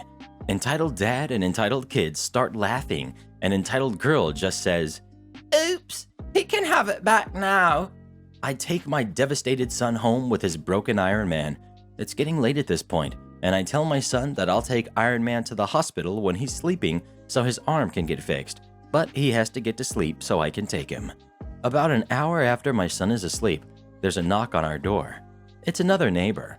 She tells me she saw part of it, and entitled dad bragged to her husband about it. She also tells me that she does daycare for the entitled kids, and they often act like that. Our awesome neighbor proceeds to hand me a brand new Iron Man, just like my son's. I thank her, but tell her I couldn't accept that. She laughs and said that she's putting the cost on entitled dad's daycare bill, so he's actually paying for it. I accept and invite her in for a glass of wine. Needless to say, Iron Man came out of the hospital looking brand new, and my son was ecstatic. He also stopped playing with the entitled kids. Edit for clarification. This all happened 2 years ago. A lot of people commented about calling the cops. Several reasons why we didn't. Some of y'all might not understand this, but others will. Although I'm white, my family is Native American, and cops around here are sketchy. Next, this got settled, albeit in a very roundabout way. Karma will finish the rest. I'm not sure what happened to the dad and kids, although I like to think that their last name was O'Doyle, and their car went off a cliff after slipping on a banana peel. Again, this was not what happened, just my happy fantasy of what did. Next we've got entitled mom lets entitled daughter take Easter eggs from other kids' basket. This is the same entitled daughter who woke me and my twin sister up when we had the flu. The baby hadn't started walking yet, so she was not participating in the egg hunt. Not to mention, she couldn't eat half the candies anyway, so mom gave her some baby food fruit as a special treat. As a general rule, an adult or older kid who is not participating in the egg hunt has to be with the kids who are participating in the egg hunt because there are deadly snakes in my area. This was to be the last time my twin and I could do the egg hunt. So by this time I had about 15 eggs. I had bent down to get another one in some grass when I felt something in my basket. I looked behind me and saw entitled daughter holding one of my eggs. Older niece 1 saw her too. Older niece 1. Entitled daughter, give me back her Easter egg. Entitled daughter. But she has tons. I only have 3. Older niece. If OP wants to give you an egg, you have to ask first. No! Okay then, you can't have the egg if you can't be nice. Older niece 1 then took the egg back as well as my basket so that entitled daughter couldn't reach it. Haha, shorty brat. We continued to collect eggs when I saw entitled daughter over by twin sister trying to take her eggs, but older niece 2 had noticed as well and was preventing her from taking them. Entitled daughter gave up on them, and of course, she tried to get eggs from the kid that was my most fiery-tempered sister. That ended with her getting yelled at. But who did entitled daughter run to? Entitled mom. Enter the battle between older sister and entitled mom. But of course, she goes after me first. It's well known that I'm the pushover twin. Entitled mom. You give my precious angel your eggs, you spoiled little brat. Mind you, I never get candy unless it's a holiday, and I only get presents on my birthday, my gotcha day, the day you were adopted, and Christmas. So how the heck was I spoiled compared to her little brat who ate ice cream for all 3 meals, and she got a present every time she came home from school, unless she was with my mom, who made her do homework. Entitled mom did entitled daughter's homework for most of the time. Older niece 1. Leave her alone. Entitled daughter can either ask for an egg or she can collect them on her own, but she's not going to take them from other kids' baskets. Entitled mom then tries to grab my basket from her, but older niece merely took a step back, grabbed my hand, and told me I could collect 4 more. They had a limit on how many you could collect, so that all kids had an equal amount. That's when entitled mom shoved older niece 1, causing both of us to fall and my eggs to go everywhere. Entitled daughter then started picking them up, and I began to cry because I had landed on my arm, breaking it. Older niece glared at entitled mom and entitled daughter before telling her one simple sentence. Older niece. You'll pay for that. Older sister. Entitled mom broke OP's arm. Older niece picked me up before heading toward where my mom, dad, and little sister were. Older niece. Entitled mom pushed OP and I. OP landed on her arm and I think it's broken. Mom and dad took me to the hospital, so the rest of this is what I was told happened. Older sister punched entitled mom in the face. That went to court, but she was cleared because of what happened, so it was seen as self-defense. And my brother ended up breaking up with her. Not to mention, the church where we were doing the egg hunt took back my eggs and entitled daughters and told entitled mom that she was not welcome back and that her daughter was not allowed any eggs now. Next we've got, "This is ridiculous," the battle cry of difficult customers. I work at a resale store. People bring in their clothes, we look through it, and offer them cash on the spot for whatever it is we reckon is good enough for the store. We also send a text after we're done looking through people's stuff. The cast. We've got me, we've got Keyholder, and Mrs. Angry. I get a phone call. Mrs. Angry. Hi, I just got a text from y'all saying that my stuff is ready. Me. Yes, ma'am, that's correct. Well, could you tell me what all you took and how much money I'd be getting for it? I actually can't give you those details over the phone, but we'll hold your things. At this point, she interrupts me, but I was gonna say that we'll hold her stuff for 3 days, at which point we'll just throw it in a donation bin across the parking lot if they're not back for it. Oh, and we can't give any info she wanted over the phone because we've had issues with people just not showing up to pick up their crap if they're not happy with the amount of money they're getting. Mrs. Angry. What? This is ridiculous. I'm home with a plumber right now. Me. Okay. Mrs. Angry. I read your little contract. There were no stipulations like this in there. Me. Hold on just 1 second. Mrs. Angry suddenly syrupy sweet. Okay, thank you. It's worth noting that I could just glance over my shoulder and read off her receipt that she was getting about $25. I bring the phone to Keyholder and say, "Hey, this lady's yelling at me because I won't tell her how much we're giving her for clothes." And then I head off back to the front counter because I have reasonable people who need help. Over the next 20 minutes, Keyholder is in the back room dealing with Mrs. Angry. Keyholder texts the district manager, who straight up tells us to stop talking to Mrs. Angry over the phone. A couple times, Mrs. Angry calls the store and Keyholder hangs up on her. After a while, Keyholder comes up to the front and canceled Mrs. Angry's transaction, saying, "We don't deal with people like that. She says she's coming in tomorrow. I'll handle her." Great, I'm not working tomorrow. Fast forward to 2 days later, a day I am working. Mrs. Angry comes in. She's a day later than she said she'd be. She comes to the counter all pleasant. That's my stuff right there. I had a time of it over the phone with you guys, you know? Me. Oh. Mrs. Angry. Yeah, and I would never yell at anyone. I wasn't yelling. I was just trying to understand the situation, you know? Right. She doesn't recognize my voice. So, what did it all come out to? Me. We canceled your transaction. You did what? We're right at the front counter. A different Keyholder is ringing up a customer. Both Keyholder and customer turn to watch. Why? We just did. This is ridiculous. I can't believe you treat people this way. I just wanted to know the details of my own order over the phone. Why can't I have the details of my own order? It's store policy. Do you have a manager? Or a manager's number I can call? We taped the customer service email to your bag. She rips the paper off the bag and crumples it up. Never mind. Whatever. She throws it over the counter and snatches her bags off the counter. I can't believe this. I'm never coming back here. I can tell you that. Okay. She yanks her bag towards her.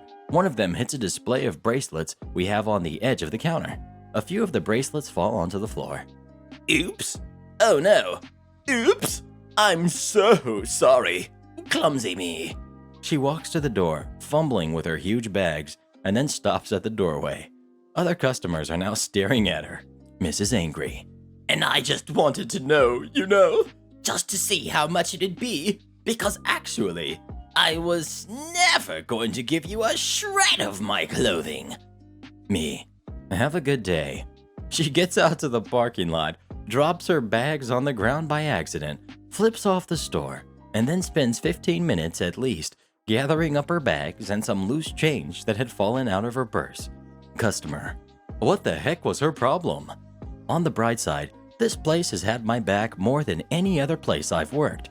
The district manager backed us up on upholding store policy, and she actually said, "You guys are just doing your jobs. You don't deserve this.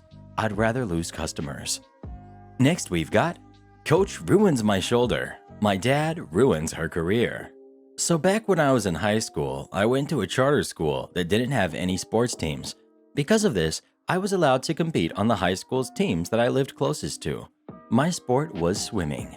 I wasn't the best at it, but I was consistently in the top 4 to 5 swimmers on the team. This was something I was very proud of, since I learned how to swim when I was just 14 after my brother forced me to join the team with him. The issue that I had with learning how to swim when I was older was that I didn't know anything about swimming. My coach on the first swim team was an alright coach, not the one the story is about, but was a total jerk about workouts and could not teach technique worth a darn. Because of this, I developed a lot of bad habits with my strokes, and as I swam more and more, they became harder for me to change. One of these involved breathing on only one side when I swam front crawl. This led to one side of my body being more muscular and developed than the other.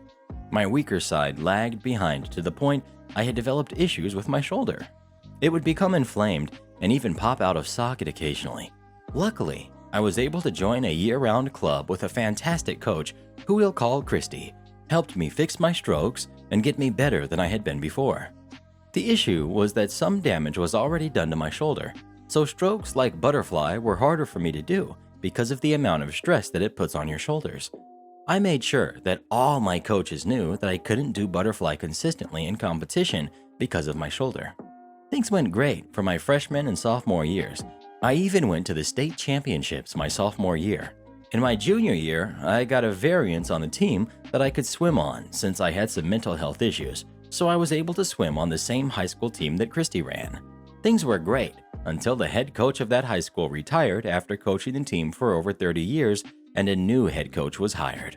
This is the one the story is about. We'll call this coach Kim. The coaching staff changed my senior year, and I was ready to drop some killer times and kick butt to qualify for the state championship in my favorite event, the 500-yard freestyle. Practice begins for the year, and within the first week, I could tell that Kim had no idea what the heck she was doing. Kim had fired Christy from the high school team and brought her own staff that consisted of her personal friends. It came to my knowledge that the only swimming experience Kim had was with triathlons and not competitive swimming. These are two different worlds. Kim didn't know that each swimmer has usually 1 or 2 strokes they are better at than the others. Mine was freestyle and backstroke. My best times were in races with these 2 strokes. Kim thought that since I had a good-looking butterfly stroke, that was what I should swim at every meet. Big no-no since I had a bad shoulder. Kim all but ignored this because I'm the coach. I know what's best for the team. All while she screwed most of the relay teams over with horrible orders and wrong swimmers, and even caused swimmers to quit because she was such a jerk. As I had with every coach before her, I told Kim that I can't do butterfly at every meet like she wanted me to, since I had a bad shoulder. She acknowledged what I said, but proceeded to put me in the butterfly position of the relay every meet of that year. This was taking a toll on my shoulder and was hurting my other times. At our regional championships, I was assigned to the butterfly position in a relay. Yet again, I was upset because this would likely be my last meet ever and I didn't want to hurt my shoulder. I asked Kim if she could take me out of that relay and put me in a different one because I wanted to focus on my other races, mainly my 500 freestyle. Kim shot me a death glare and basically shouted at me for questioning her coaching decisions. I just said, forget it. I'll swim the race, but I'm not trying at all. I went over to the starting blocks with my relay team and we started the race. I jumped in and swam my portion, and I was even petty enough to send a quick middle finger to Kim as I passed her, sitting on the side of the pool. When the race was over, I walked over to cool down and relax until I needed to get ready for my 500 free. After I'm all relaxed and ready to get ready, I hop back in the pool and get ready to swim my 500 free. During my warm-up, my bad shoulder was feeling a little different and caused some pain. I wasn't about to withdraw from my race, so I shrugged it off as being sore from the butterfly and went to the starting blocks again. I started my 500 free fantastically. My shoulder felt great and I was keeping a faster pace than I planned without a problem. After the 150-yard mark, my bad shoulder decided now was the time to shine. Because I swam butterfly at a pretty good speed earlier and had been all season and gave out. I felt a horrible pop and I couldn't move it. I floated into the wall where my counter was and just sat there holding my shoulder, knowing that I was done swimming for good. I even lost a scholarship to swim at a good college because of this. I was upset, but it wasn't anything with how upset my dad was. He had hated Kim since day one. My life went on, but my little brother, from now on called Connor, was still on the swim team and having issues with Kim since he didn't go to the high school we swam for. Little brother went to the charter school with me. Since many of the people who were my age carried our swim team and were already good the year before, the team sucked after we graduated. Connor's junior year was horrible. He started his senior year after trying to just shut up and ignore Kim as best he could. Here's where Kim started to screw everything up for herself. She fired Connor from being a captain of the swim team because he knew people egged the house of another team member. It had nothing to do with the swim team other than it was someone's house. Connor wasn't even involved, he just knew about it. Kim's next mess up was when she was in a particularly jerky mood one practice.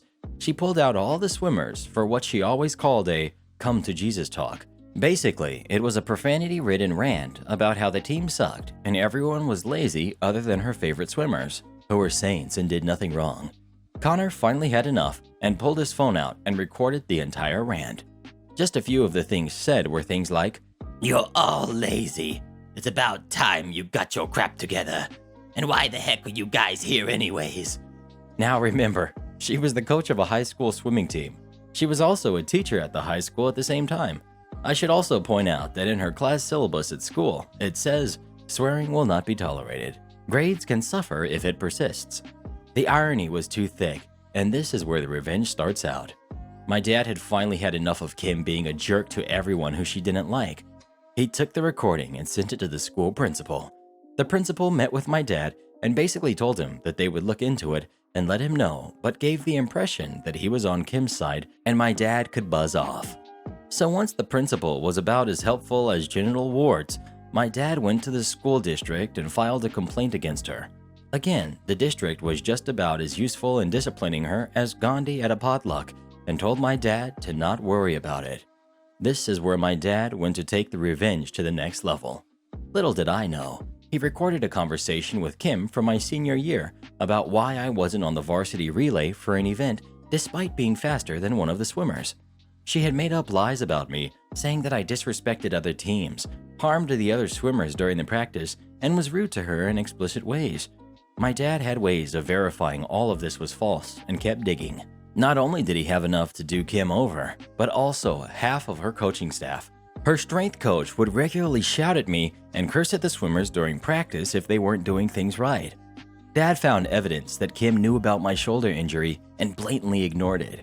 She also told different people she didn't like me or Connor and that we shouldn't be on the team since we didn't attend the high school. My dad found a whole laundry list of things on Kim and compiled it all. Since the school and school district did nothing, my dad went straight to a friend he had on the State Board of Education. He showed his friend everything. After hearing and seeing everything that Kim did, my dad's friend was livid. She immediately filed all the paperwork and made all the calls to get Kim's teaching license suspended, her coaching certifications revoked, and fired from working at the school. It gets better from here. My dad's friend also sent out a memo to the whole school district telling them that she was fired for gross misconduct of an employee while working. This all but blacklisted her from finding a job anywhere in the country. It was so satisfying, and I love knowing that she can't coach anymore, so no one will deal with her being a horrible person like that again. Entitled Mom tries to take my brand new bowling ball. Our cast. We've got me. We've got Nice Kid, the bowling quasi-noob, probably like 8 or 9. We've got Entitled Mom. Story wouldn't be complete without her. And we've got Desk Staff Member, a great friend of mine. So I recently got into bowling, and wouldn't you know, I love it a lot. I recently changed my ball from a Roto Grip Hustle Inc. to a brand new Brunswick Quantum Bias Pearl. Ran me $210. That's $150 for the ball, $50 for getting the finger holes drilled. With pro balls, you need the holes drilled for your precise hand size. They aren't pre-drilled. And $10 for inserts, rubber grips. It's a Saturday night, and I'm with my 3 friends whose names will not be revealed due to privacy reasons. This bowling alley is in my town in Kansas, which name will again not be revealed. In comes the Karen and her kid who couldn't have been older than 8. I brush it off, saying no big deal. But big shock, they get the lane next to me. We're on the first game, 8th frame, and I've got a 161. And the kid goes up to our ball return and tries to take my bowling ball, but he couldn't lift it. Cue dialogue. Me, in a sweet non-confrontational tone. Hey there, kid. Why are you touching my ball? Nice kid. Well, you're doing good, so I thought using your ball would help me do well. Me. Well, I would let you use it, but it's brand new, and you probably can't even carry it. It's 14 pounds. Plus, the holes are drilled to fit my hand, so it won't work for you. Nice kid. Okay, sorry for interrupting, sir. Me. It's okay. Have a good one. So I continue on. 9th frame, second ball, and a 110 split has veered its head on my lane. I have to pick it up to break 170. I grab the ball and I hear the entitled mom say, Hey, sorry to interrupt, but can my son use your ball? Me. Huh? Oh, that. Well, I would if he could carry it and if it would fit his hand. Plus, it's brand new. This ran me over $200. I mean, it wouldn't kill to let him try. He already did, though. He can't use it. He is literally physically unable to use it. The ball is too heavy. Did you just say that my son is weak? My friends look on and stifle laughter. Me. What makes you think that? I never said that. I'm saying that it's too heavy. 14 pounds. Well, then I'll just have to take it to him to make it easier. Don't do that, miss. Please. I snag the ball from the return rack before she can get it. What the heck are you doing? You were about to take my bowling ball from me after I said no. The DSM enters our lane. DSM. What's happening here? Me. Hey, DSM. How are you? This man just tried to take my kid's bowling ball. Me. Ah, Karen's. Anyway, that's my ball. She tried to take it from me after her kid saw I was doing well. DSM. Yeah, I've seen him come in with this before. This is his. And given that it's on his ball return, I find that really hard to believe. That's not true. I demand this man be removed from this lane. Me. I'm 15 years old, lady. Don't call me a man. You don't look a day over 23. DSM. I'll go check the security footage. At this, I see the entitled mom's ears go bright red as I say, you really shouldn't have done that. And my friends burst out laughing. Nice kid looks at me with a dumbfounded look and shrugs. The DSM comes back after 2 minutes. Well, from what I saw, your kid did try to take his ball, but he apologized, so he did nothing serious. But you tried to do it as well, so I am going to ask that you leave.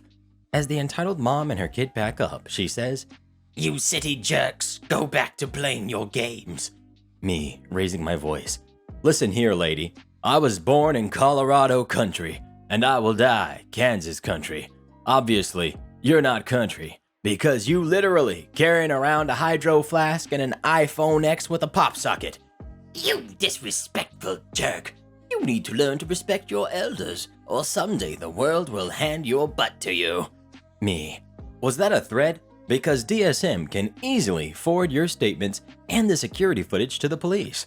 Entitled mom goes silent, and she and her kid leave. The kid apologized. The night was rather uneventful after that. And yes, I did get the 110 split. Got a 180. New high score. Next we've got Entitled mother makes my painful commute 10 times worse. Had a run-in with an entitled middle-aged mother on my afternoon bus commute returning home from high school. What ensued was the most unnecessary rant by a person in the history of the universe, ever, probably. Let us set the scene. In true Australian fashion, Mother Nature gives us a 36 degrees Celsius day right in the middle of November, 100 degrees Fahrenheit for all you Americans. I've just gotten off my first bus to transfer, but unfortunately the next one doesn't arrive for another 30 minutes. Now, this bus stop is horrible. It has a covered bench seat for 2 people, 3 if you're lucky, and standing room for 2 beside it. But again, unfortunately, due to the Earth's rotation and all that BS, the sun is glaring directly into the covered part of the shelter. This means 0 shade for the seat. This means the only shade at this relatively major bus stop is behind it. To add, I am the whitest person you could ever meet, as ginger as they come with the palest skin you are ever likely to come across. My family's heritage is a mixture of Northern English, Scottish, and Welsh, Living in Australia, you can imagine what this is a recipe for. If you can't imagine what this is a recipe for, it is sunburn. Lots of sunburn. Enter the entitled mother of this cautionary tale. Another bus arrives at the stop and drops off another 4 people. 2 high school kids who saw that there was no room in the shade, so sucked it up and stood in the sun, and our entitled mother, who henceforth shall be referred to as Karen for consistency's sake, with her toddler in a stroller. This stroller had a sunshade, which I'm sure the toddler greatly appreciated on a day like this. Unluckily for me, Karen did no such sucking up and stood there in her stupid wide-brim hat and fly-inspired sunglasses, eyeing up the poor souls who dared stand in the spot she was most rightfully entitled to. Of these poor souls, there was an elderly couple, 2 primary elementary school kids, and myself. Karen. You, kid, move, now. Me. Sorry? I said move. Are you deaf, you stupid brat? Me. Taken aback from the aggression from this woman. What? Why? Why do you think? I don't want me and my baby getting burned. Are you that thick in the head? Me, with great confusion, still unable to conjure up anything longer than a one-word answer. No?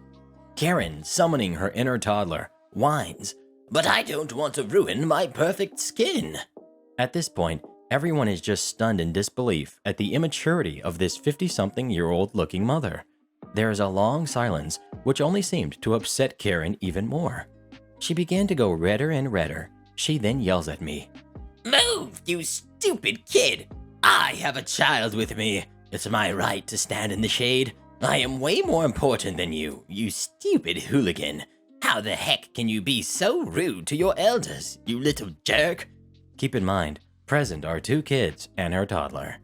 None of us were prepared to waste any of our brain cells trying to argue with this absolute doorknob, so we just watched her like an exotic animal at the zoo, amazed at how this majestic creature could somehow come from the same planet as the rest of us. Karen gestures towards the elderly couple, looking for some sympathy. Can you believe how rude this child is? Didn't their parents ever tell them to respect their elders? Projectile spit came with the emphasis on, apparently, the golden rule of existence. They were having none of her BS. The elderly woman of the couple called her out on the aforementioned BS. Are you kidding me? You have a giant hat and sunglasses, and your stroller has a sunshade. Stop moaning and just wait like the rest of us. Now this happens over the span of maybe 3 minutes. In all of the commotion, what pulls into the bus stop but this lady's bus? All of this conflict was over 3 minutes in the shade. She turns to head to the bus, yelling back at us. Expect to see a fine in the mail, you selfish jerks. My husband is a policeman. You know, I'll tell him all about what you did to me. Get a grip, lady, yells one of the high school kids as she walks onto the bus. She parts ways with us with a complimentary middle finger and a feeling of confusion on our end. Next we've got, I don't work here anymore. So this happened a few months ago, and friends said I should post it when I was telling the story the other day. I used to work for a large bargain chain in the UK. I hated it. I liked the people I worked with and a few of the managers, but the company and the majority of the customers were/are awful. The pay was rubbish, and the way the company treated us was just crap. But I needed a job, as you know. I like to eat and pay my bills. So I stuck it out for a few years while applying for other jobs. And finally, the gods saw fit to get me a better job out of retail. I've been working at my new job over a year now, but I still go into my old work because A, I like to catch up with the people I like who still work there, and B, I love a good bargain. Now onto our story. I was pushing my trolley around, just browsing shelves, when I hear a cough behind me. I ignore it and continue on my way. Then I hear an, Excuse me? I continue to ignore it as it's not a voice I recognize and it has nothing to do with me. Then comes the sharp tap on the shoulder and a louder, Excuse me? I turn around and see a former regular customer. She was always a nightmare and was one of the many reasons I was glad to get out of retail. She will be NC for nightmare customer. I will be me and FM will be former manager. Me. I beg your pardon? Don't think you can ignore me. I want you to get me this item. Sorry, I don't work here. Yes, you do. I've seen you behind the tills. You served me last week. No, I didn't. I used to work here, but haven't in nearly a year. So, I don't work here. Get someone else to help you. Well, you're here now, so you can help me. Nope. What do you mean, no? I don't work here. Now kindly buzz off and let me finish my shopping. You can't talk to me like that. I'll have you sacked. Where's your manager? No idea. And I walked off while she was screeching like a banshee and finished my shopping. I get to the tills and I'm loading my shopping onto the belt, chatting to my former manager when she comes charging over and starts yelling. You! Points at former manager. I want her sacked. Points at me. She was rude and swore at me. Former manager. Sorry, Mad Ma. I can't fire her. She doesn't work here. Don't you lie to me. I know she works here. No, she doesn't. She used to, but left for another job. Shut up. She swore at me and was rude, so you need to sack her. I can't sack her. She's a customer. Me. I don't work here. This is ridiculous. I want the manager. I am the manager, and she does not work here. Me. Nope. I'm free. And I'm also leaving. Bye, former manager. Bye, redheads. Why is she leaving? Because I can, you belligerent old bat. And I pushed my trolley out of the shop and went on with my day. Next time I went in, my former manager had a story to tell me. Apparently, Nightmare Customer was so awful after I left, she swore, threw things, and generally behaved like a toddler throwing a massive tantrum that the deputy manager banned her from the store. So, former manager has said if I see any other Nightmare customers to see if I can rile them up into getting banned. I said, I make no promises. Next we've got, landlord is jealous of my income, raises my rent $500. I get him years later for $20,000. In the late 90s, wife and I were just married, just getting started, and we decided to dink, double income, no kids, it for a few years to save up for a down payment on a house. The dot-com bubble was still rising, and I was a newly minted software developer. I had an entry-level job for a while, and then got recruited to a new city and a new job that paid 3 times what I was making before. It was an offer too good to pass up. I ran the numbers, and it was a no-brainer. By living frugally and saving my entire salary, living off just her income, we would easily have enough in a year to put 20% down payment on a new house. We rented an apartment in the new city that was listed for $950 a month. The landlord was a real estate agent who owned a 2-bedroom condo as an investment property. Let's call him Hank Wazowski. Hank was a thin, gray, no-nonsense guy. He was pleasant enough, but perfunctory, dry, and had no sense of humor. He made a point of explaining that under no circumstances was he responsible for maintaining the garbage disposal and that it was not included in the rental agreement and he would not be responsible for fixing it if it were to break. Okay. He seemed slightly amused by us, a clueless young newlywed couple, but I could tell he wanted to rent to us because we were very obviously a safe choice as renters.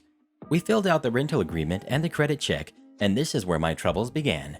Hank looked hard at the credit application where I listed my job title, software developer, and my income, $75K.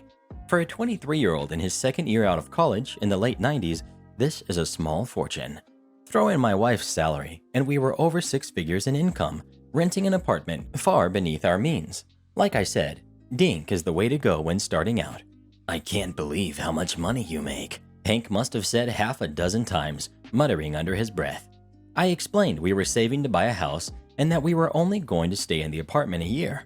We might stay a few months after the term is over. Would month-to-month be okay after a year? Hank assured us that would be fine.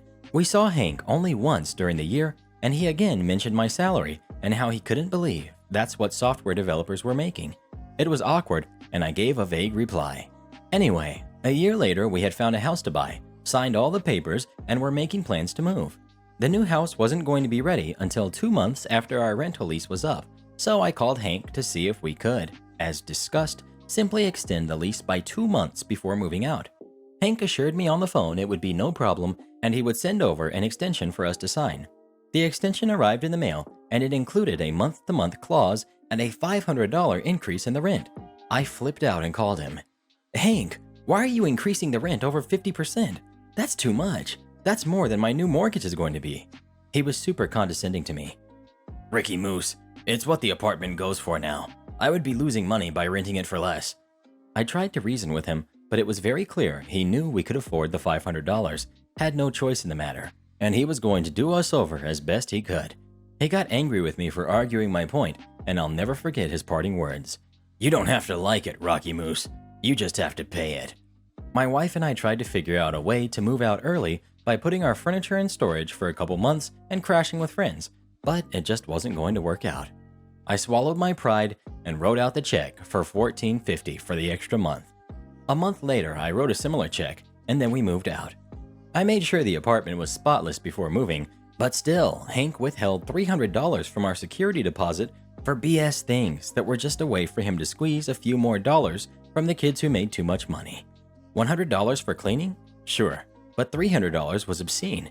In my mind, he had done me over for $1,200 and there was nothing I could do about it. What made it even more infuriating is that I saw the ad Hank put in the paper after we moved out, and he listed the apartment for rent at only $150 more than we had been paying originally, not the grossly inflated $500 increase, and it didn't rent. A month later, I saw the same ad, and he had lowered the price to $75 more than we had been paying, and I assume it got rented since the ads stopped appearing. Fast forward about 5 years. Life is good. The house is good. We have a baby, and even though the dot-com bubble has burst, I'm still employed. One day, out of the blue, I overhear one of my coworkers, Phil, a senior developer, talking to the guy working the reception desk. "Hey, Mike, I'm expecting someone to drop off some paperwork for me. If Hank Wazowski asks for me, tell him I'll be right out." I freeze and get a taste of bile in my mouth, remembering how I had to write out that name on those checks all those years ago. There's no way it's the same guy, right? I walk over to Phil, who is still by the reception desk. "Phil," I say, "how do you know that name, Hank Wazowski?"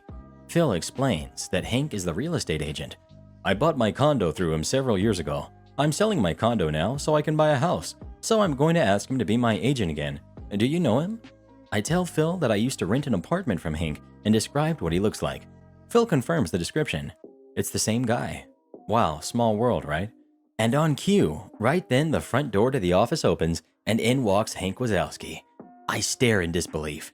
He's carrying a folder of papers and doesn't recognize me. Phil and Hank shake hands and they talk for a few moments. I stand there silently, wondering what to do. Phil finally says, "Hank, this is my friend Rocky Moose. I think you may have already met?" "Yes. Hello, Hank. Good to see you again. My wife and I were tenants of yours a few years ago. Remember the software developer who rented for a year, saving to buy a house? Well, this is where I work. Here, with Phil."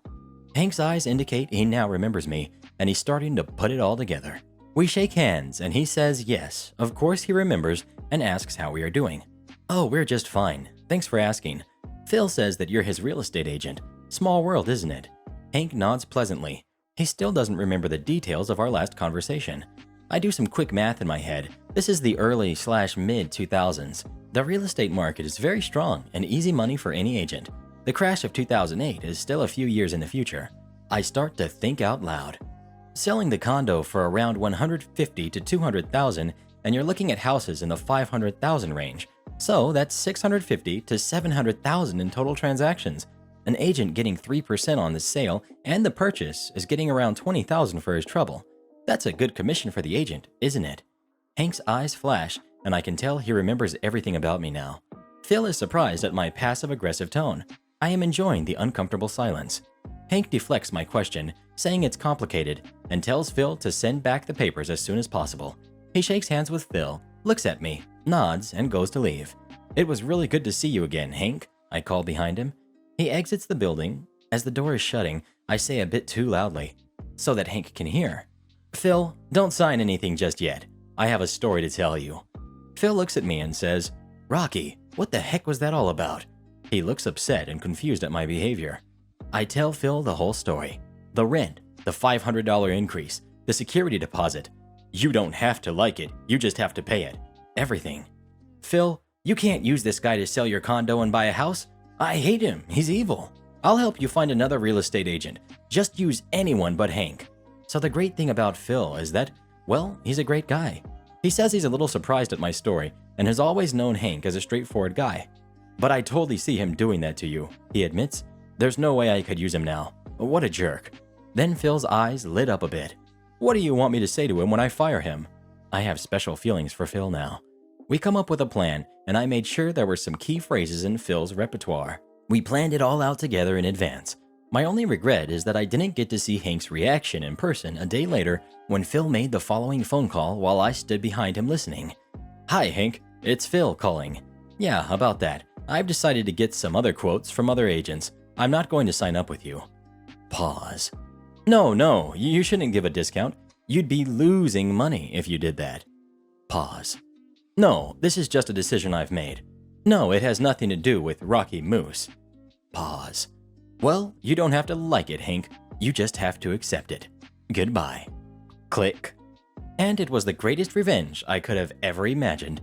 Through a chance meeting years later, Hank lost out on $20,000 in easy commissions, and the best part is Hank absolutely knew it had everything to do with Rocky Moose. Good Dog defends her home from the evil forces of a Halloween entitled mom. This story is, thankfully, not quite as extreme as some others here, but I got wind of it recently and felt I just had to share it, so here goes. I'll preface by saying that I was, sadly, not actually present for any of this, but it was just relayed to me by my little sister. So dialogue is obviously going to be inferred and paraphrased, but the basic gist is the same. Halloween this year was frigid at home, so my family didn't see a whole lot of trick-or-treaters. But for the few kids who were willing to brave the icy night, there was great reward awaiting them at my family home. My parents always buy a lot of candy, and since there were fewer kids this year, that meant the portion sizes ended up being greater for those who did show up. Alongside the extra candy, though, there was another great surprise for kids who came to the door. Ted's. For those who don't know, so probably everyone, Ted's is my squishy-faced, 100-plus pound Mastiff puppy who is still growing and still seemingly unaware that she can't fit into anyone's lap anymore. My other dog, Clover, was upstairs with Wendy, one of my little sisters, as she's a sweet girl but tends to lose her mind whenever anybody knocks on the door. Wendy's twin sister, Erin, however, who loves doing special effect makeup, had put on some pretty cool gore effects and stayed down to answer the door. So any kids who came up got a good look at both Erin, with a face full of fake staples and stitches, and Ted's, with a face full of cute. With that scene set, let's get to what actually happened. About an hour or so into the night, only a handful of kids have shown up, and Erin has decided, screw it, I'm going for it, and has begun handing out massive fistfuls of candy to the kids. Obviously, this makes her pretty popular, even if some kids were initially freaked out by the whole zombie girl with a massive dog thing going on. A knock comes at the door. Erin answers it. On the other side of the door stands a little boy with chubby cheeks and messy hair, wearing a Spider-Man suit sans mask that was apparently a bit hard to see under the gigantic winter coat he had over it. He's shivering, but still smiling as he holds out a plastic pumpkin bucket and says trick or treat. Erin estimated him to be around the upper end of toddlerhood and was absolutely delighted by him. She adores kids, when they're not being brats, and she's a huge fan of Spider-Man, so she was instantly rather fond of this kid. The kid, who we'll just call Danny, 'cause why not, looked a bit startled by her face at first, but she quickly explained it was just makeup, to which he perked back up and seemed really excited, further cementing Erin's love for this kid. Suddenly, as she's busy heaping candy into this kid's bucket, a big blocky head squeezes out from behind Erin's legs, snuffling curiously. Danny's jaw drops, and Erin swears she could see literal stars in his eyes. "Is that a doggy?" Danny asks. "Yep," Erin replied, giving Ted's a quick pat on her big old noggin. "Wow," Danny exclaims, "he's so big." "That she is," Erin laughs, stepping aside a little so Ted's isn't squashed between her and the door. "Can I pet her?" Danny asks. Erin is beaming because a little kid who understands and follows dog etiquette is a godsend unto itself. "Sure you can, buddy," Erin says, lightly grabbing hold of Ted's collar so she won't try to jump or anything. Danny pets Ted's with a level of reverence not normally found in kids. He is utterly awestruck at the size of this big baby. All of a sudden, from down the driveway, there comes an awful shriek, startling everyone present. What are you doing? Lo and behold, it's Danny's mother. who up until this point had been standing at the end of the driveway playing on her phone without so much as a glance in our direction. Apparently, the fact that her son was spending so long on our doorstep was enough to pry her away from Candy Crush or whatever, because she had finally decided to look up. She must not have liked what she saw, as she was now bolting up the driveway with vengeance. Danny's mother, henceforth known as Deborah, grabs her son by the shoulder and yanks him backwards, nearly knocking the poor kid over.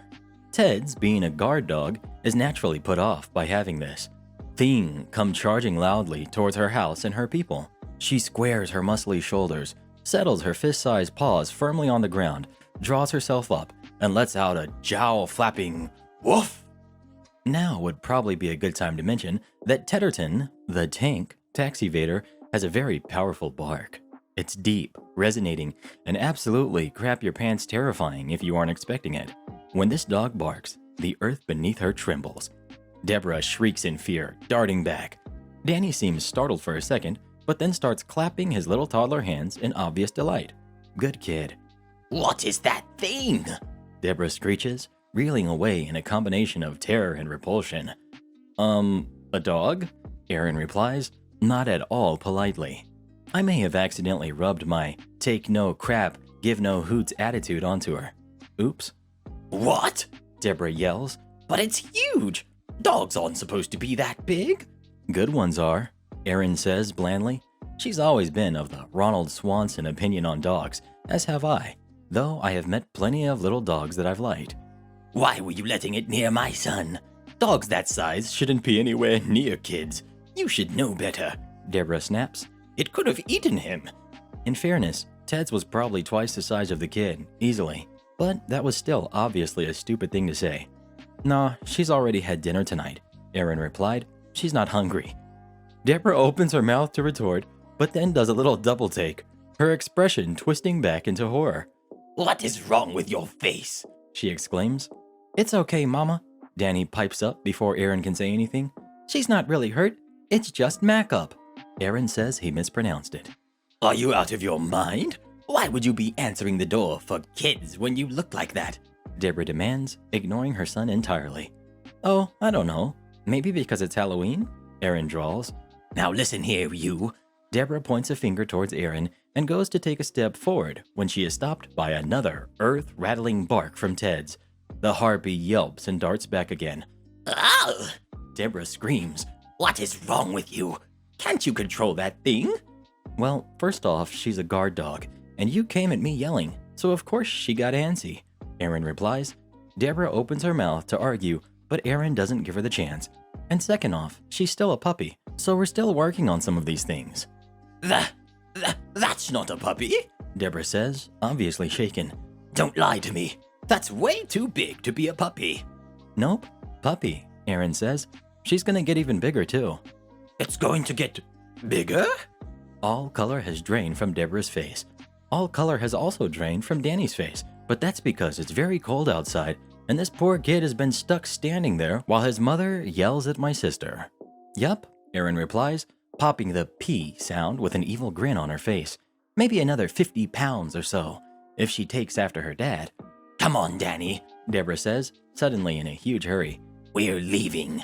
She seizes Danny's arm and begins to walk quickly away. Bye, miss. Bye, big doggy, Danny says, waving his little toddler hand happily at the two of them, seeming completely unfazed by his mother's behavior. Bye, Aaron said, waving back. Happy Halloween.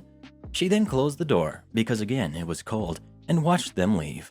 When Deborah glanced back over her shoulder, Aaron grinned ominously at her and waved, nearly bursting into hysterics at the speed with which this woman whipped her head back around at the sight. Aaron says she hopes Danny turns out all right, and that she kinda hopes she runs into Deborah again, if only so that she can terrorize her with our giant kid-eating dog a little more. Ted's was given many a treat that night. Next we've got Entitled Mom Rampages, Ruins Our Evening, and Gets Me and My Family Thrown Off of a Train. This happened over the weekend, and I'm still reeling from how this whole thing turned out. Every year, I take a weekend off to go spend with my dad on the weekend of his and my late mother's anniversary. We always go on a wine train that they would go to every year on their anniversary. It's usually a very emotional time whenever we go, since my dad has been diagnosed with Alzheimer's and he doesn't want to forget, but is starting to have real trouble remembering things. Coincidentally, my mother-in-law was going to be having a little get-together for her birthday party on the same day we were going. My relationship with my mother-in-law, whom from this point will be designated as Entitled Mom, can be described as rocky at the best of times and downright hostile at the worst. She's kind of an ultra-hippie type and loves to talk about her views and politics every chance she gets and loves to argue, so I'm constantly walking on eggshells around her. Her main reason for not liking me is because of the company I work for. When I let her and my fiance know that I wouldn't be able to attend her party, Entitled Mom has the brilliant idea to simply invite herself to this mostly private day with me and my dad. My fiance thinks it's a brilliant idea and will allow us to mend fences, but I already had a feeling that this was going to end horribly since my Entitled Mom does not handle alcohol well. Coming the day of the event, and my Entitled Mom comes up with her husband, and I can tell that she's been pre-gaming before she got there. My father-in-law looks noticeably uncomfortable, and Entitled Mom is being that overly friendly kind of drunk. I introduce them to my dad, and as we're in line to get tickets, I can see Entitled Mom taking sips from a water bottle that we later found out had wine in it. We finally board the train, and the trip was as much of a nightmare as it could have been. Entitled Mom is loud and belligerent the entire night and is making everyone around her uncomfortable. She's complaining about the food being too fancy, accusing the staff and other passengers of being elitists when they won't engage with her, and being just an overall nuisance, despite her husband and my fiance's attempts to calm her down. When she wasn't drinking from the wine on the menu, she was taking sips from her water bottle. When the staff discovered that, they tried to tell her that she couldn't do that, which started a heated argument between her and the staff about how it was her birthday, so she could do what she wanted. I took the water bottle from her and told her to knock it off, but that only caused her to focus her rampage on me. She starts screaming at me, and she tells me that she doesn't know how I can live with myself, how I should feel ashamed of my job. When my dad tries to step in, she yells at him and tells him to shut up because he won't remember anyways. To make a long story short, the manager comes over and has us all escorted off the train. Everyone was varying levels of upset, with Entitled Mom literally crying about how her night was ruined. Eventually, we ended up catching Uber back to our vehicles. It's been a few days since then, and neither my dad, my fiance, or me have received an apology from her, and I've told my fiance that I don't want that woman anywhere near our wedding. My fiance has spent the past few days falling over herself, apologizing to me and my dad, and trying to make it up to us. My fiance called Entitled Mom yesterday to find out what's going on with her, but she didn't pick up her cell. Father-in-law picked up their house phone and apologized for what happened, but his tone was very blaze, like, "Oh yeah, stuff like that happens" kind of tone. He said she did remember what happened, but wouldn't elaborate further. So if I had to guess, she's just going to pretend like nothing happened. Next we've got, customer harasses me, low-key stalks me, and is in general the worst. Background. I worked in a small-town electronics/appliance store when I was in high school, 2015. I was only a temporary Christmas worker, so I wasn't till trained. My job was to help with incoming stock, stock shelves, keep the store tidy, and help customers to the best of my ability, and then hand them off to the full-timers to complete the sale. I'm quite tech-inclined and could usually help out with what customers are asking, but if it got out of my depth, I'd ask one of the full-time staff to assist. Okay, onto the story. We've got me. We've got Annie, full-time coworker. We've got Dad, main harasser, not my dad. We've got Mom, his wife. We've got Girl, their daughter, and Boy, their son. So I was stocking shelves one day when it was pretty quiet and this family came in. Dad immediately beelines for me and tells me they need a tablet. Okay, no worries. We have a tablet station set up with all of the Android tablets and then a separate display for the iPads because Apples like to be different. Kid goes off to play on iPads. Dad wanders off and I ask Mom what they need the tablet for, etc. She says it's for girls' schoolwork. She says very shyly that she wants the cheapest tablet. Important for later. Sweet. I show her the cheapest one and it fits all of her requirements. Okay, time to go out the back and get a boxed one. Dad comes back over and immediately starts asking why we went for that one. I try to explain that it's our cheapest option, and he starts grilling me on what the difference is between that one and a Samsung one. Well, the price, for a start. Samsung was a solid $400 more. He gets super in-depth, grilling me about specifics of the tablets. I'm not an expert on Android. I'm better with Apple. So I say, I'm not sure, but let me grab someone who will know, and signal to Annie, who is at the counter. She comes over. Dad explodes. No, you need to finish doing your job. To Annie.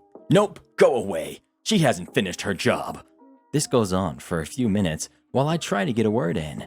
Annie, who has heard everything, says, actually, she's a trainee. Her job is to help as much as she can and then get one of us. She's done her job. Dad gets in a huff, but finally shuts up. Annie and Mom decide on the cheaper tablet. Annie goes out back to get the boxed one. Dad goes to get the kids from iPads and asks me, What are these? I tell him they're iPads. Why didn't you show us these? Because Mom asked to see the cheapest option, and these start at around $500. Dad looks mad and says, I want one of these. Mom and I are dumbfounded. Dad is insistent, and so Annie and I get them sorted on which one / storage size, etc. They end up spending $500 more than planned. Mom is not happy, but I get the vibe she doesn't want to stand up to Dad. They head to the counter to buy, and Annie asks how much they'd like to pay. Dad puts a lottery ticket on the counter. Not a winning one, just trash he had in his pocket. Cracks up like it's the funniest joke. Howling with laughter. Annie and I are not having it. Annie asks again, and Mom reluctantly hands over credit card. They pay and finally leave.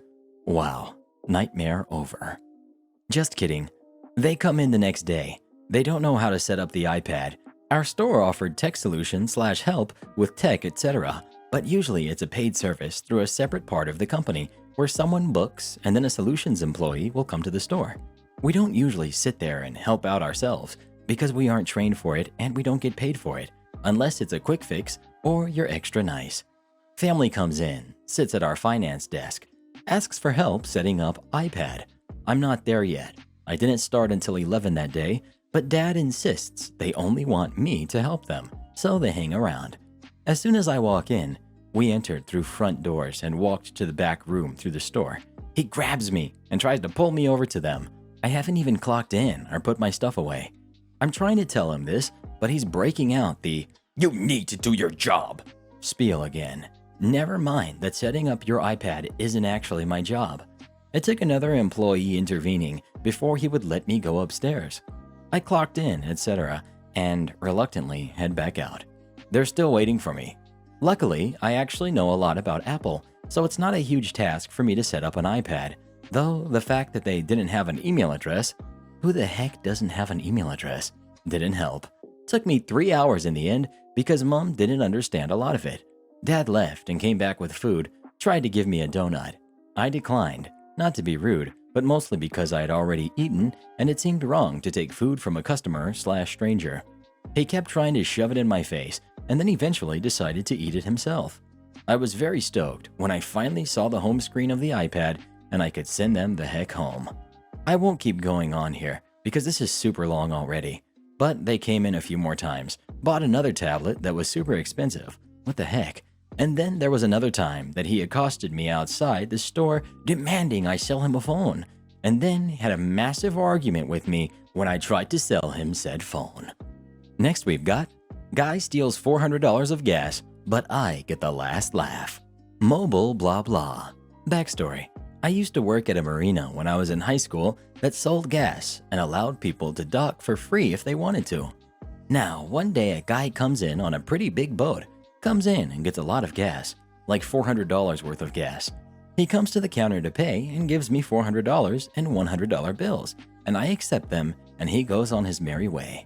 Fast forward a week or so, and I am told by my boss that the bills he paid in were all counterfeit bills. Unfortunately, as he paid in cash, we had no way of tracking him down, so we think that he just got away with stealing $400 worth of gas. That is, until this idiot comes back after about a month and a half, thinking he got away with stealing the gas.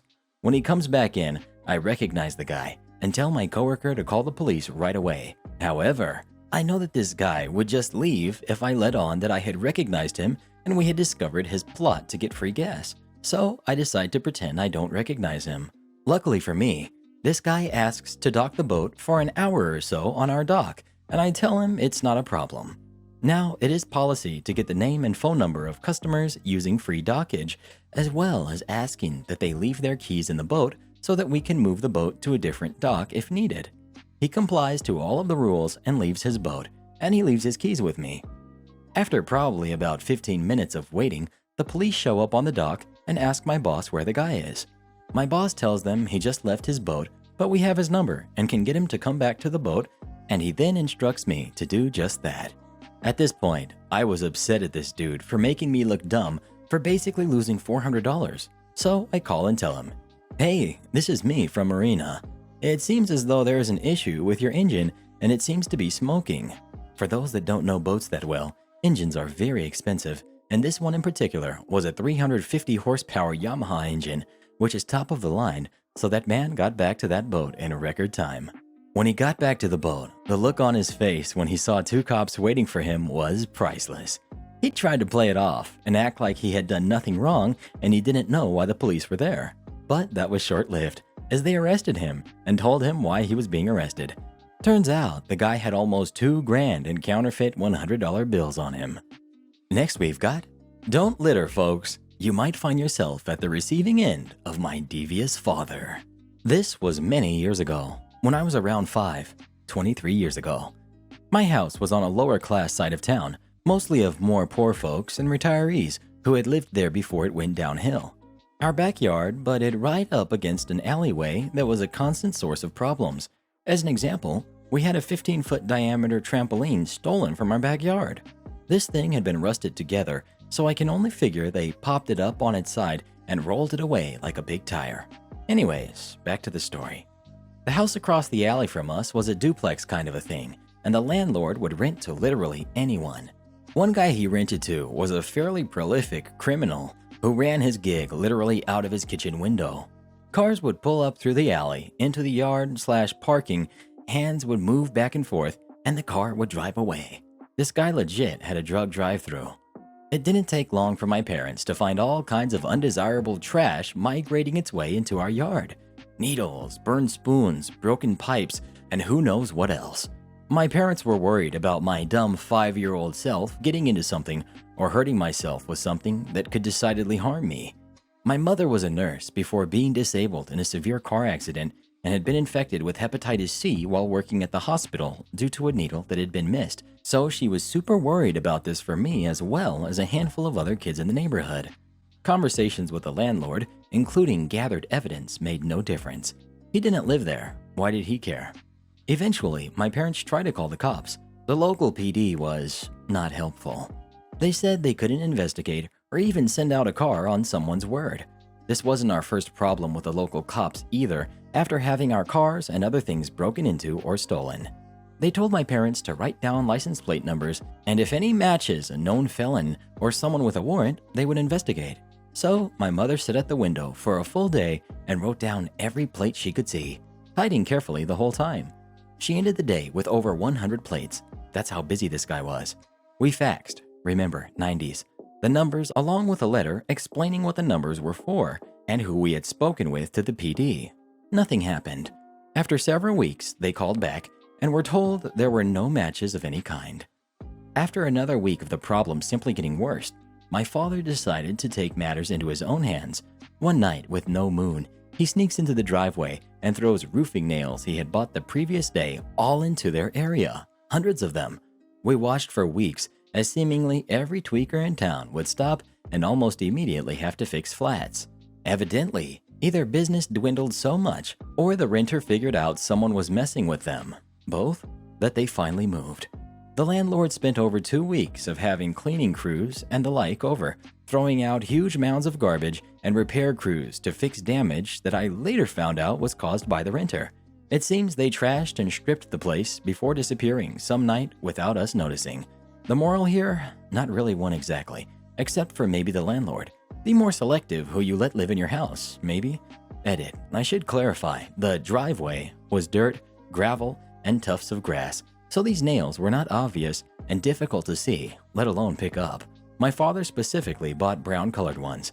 So, Karen, what did you think of today's stories? They were horrible. Horrible? How dare you? These were some of the best we've ever read. Oh, shut up, Mr. Reddit. It's ridiculous what people like myself have to go through. Dealing with stupid people like yourself and your subscribers. Look, Karen, you can say whatever you want about me, but don't you talk about my re-army.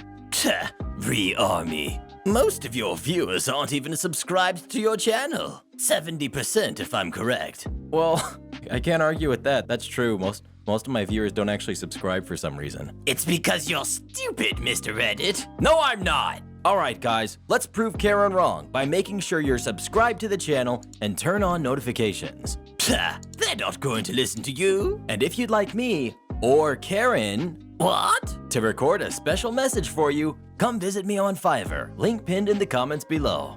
Never. And join as a channel member today, and Karen will give you a special shout out in the next video. Like heck I will.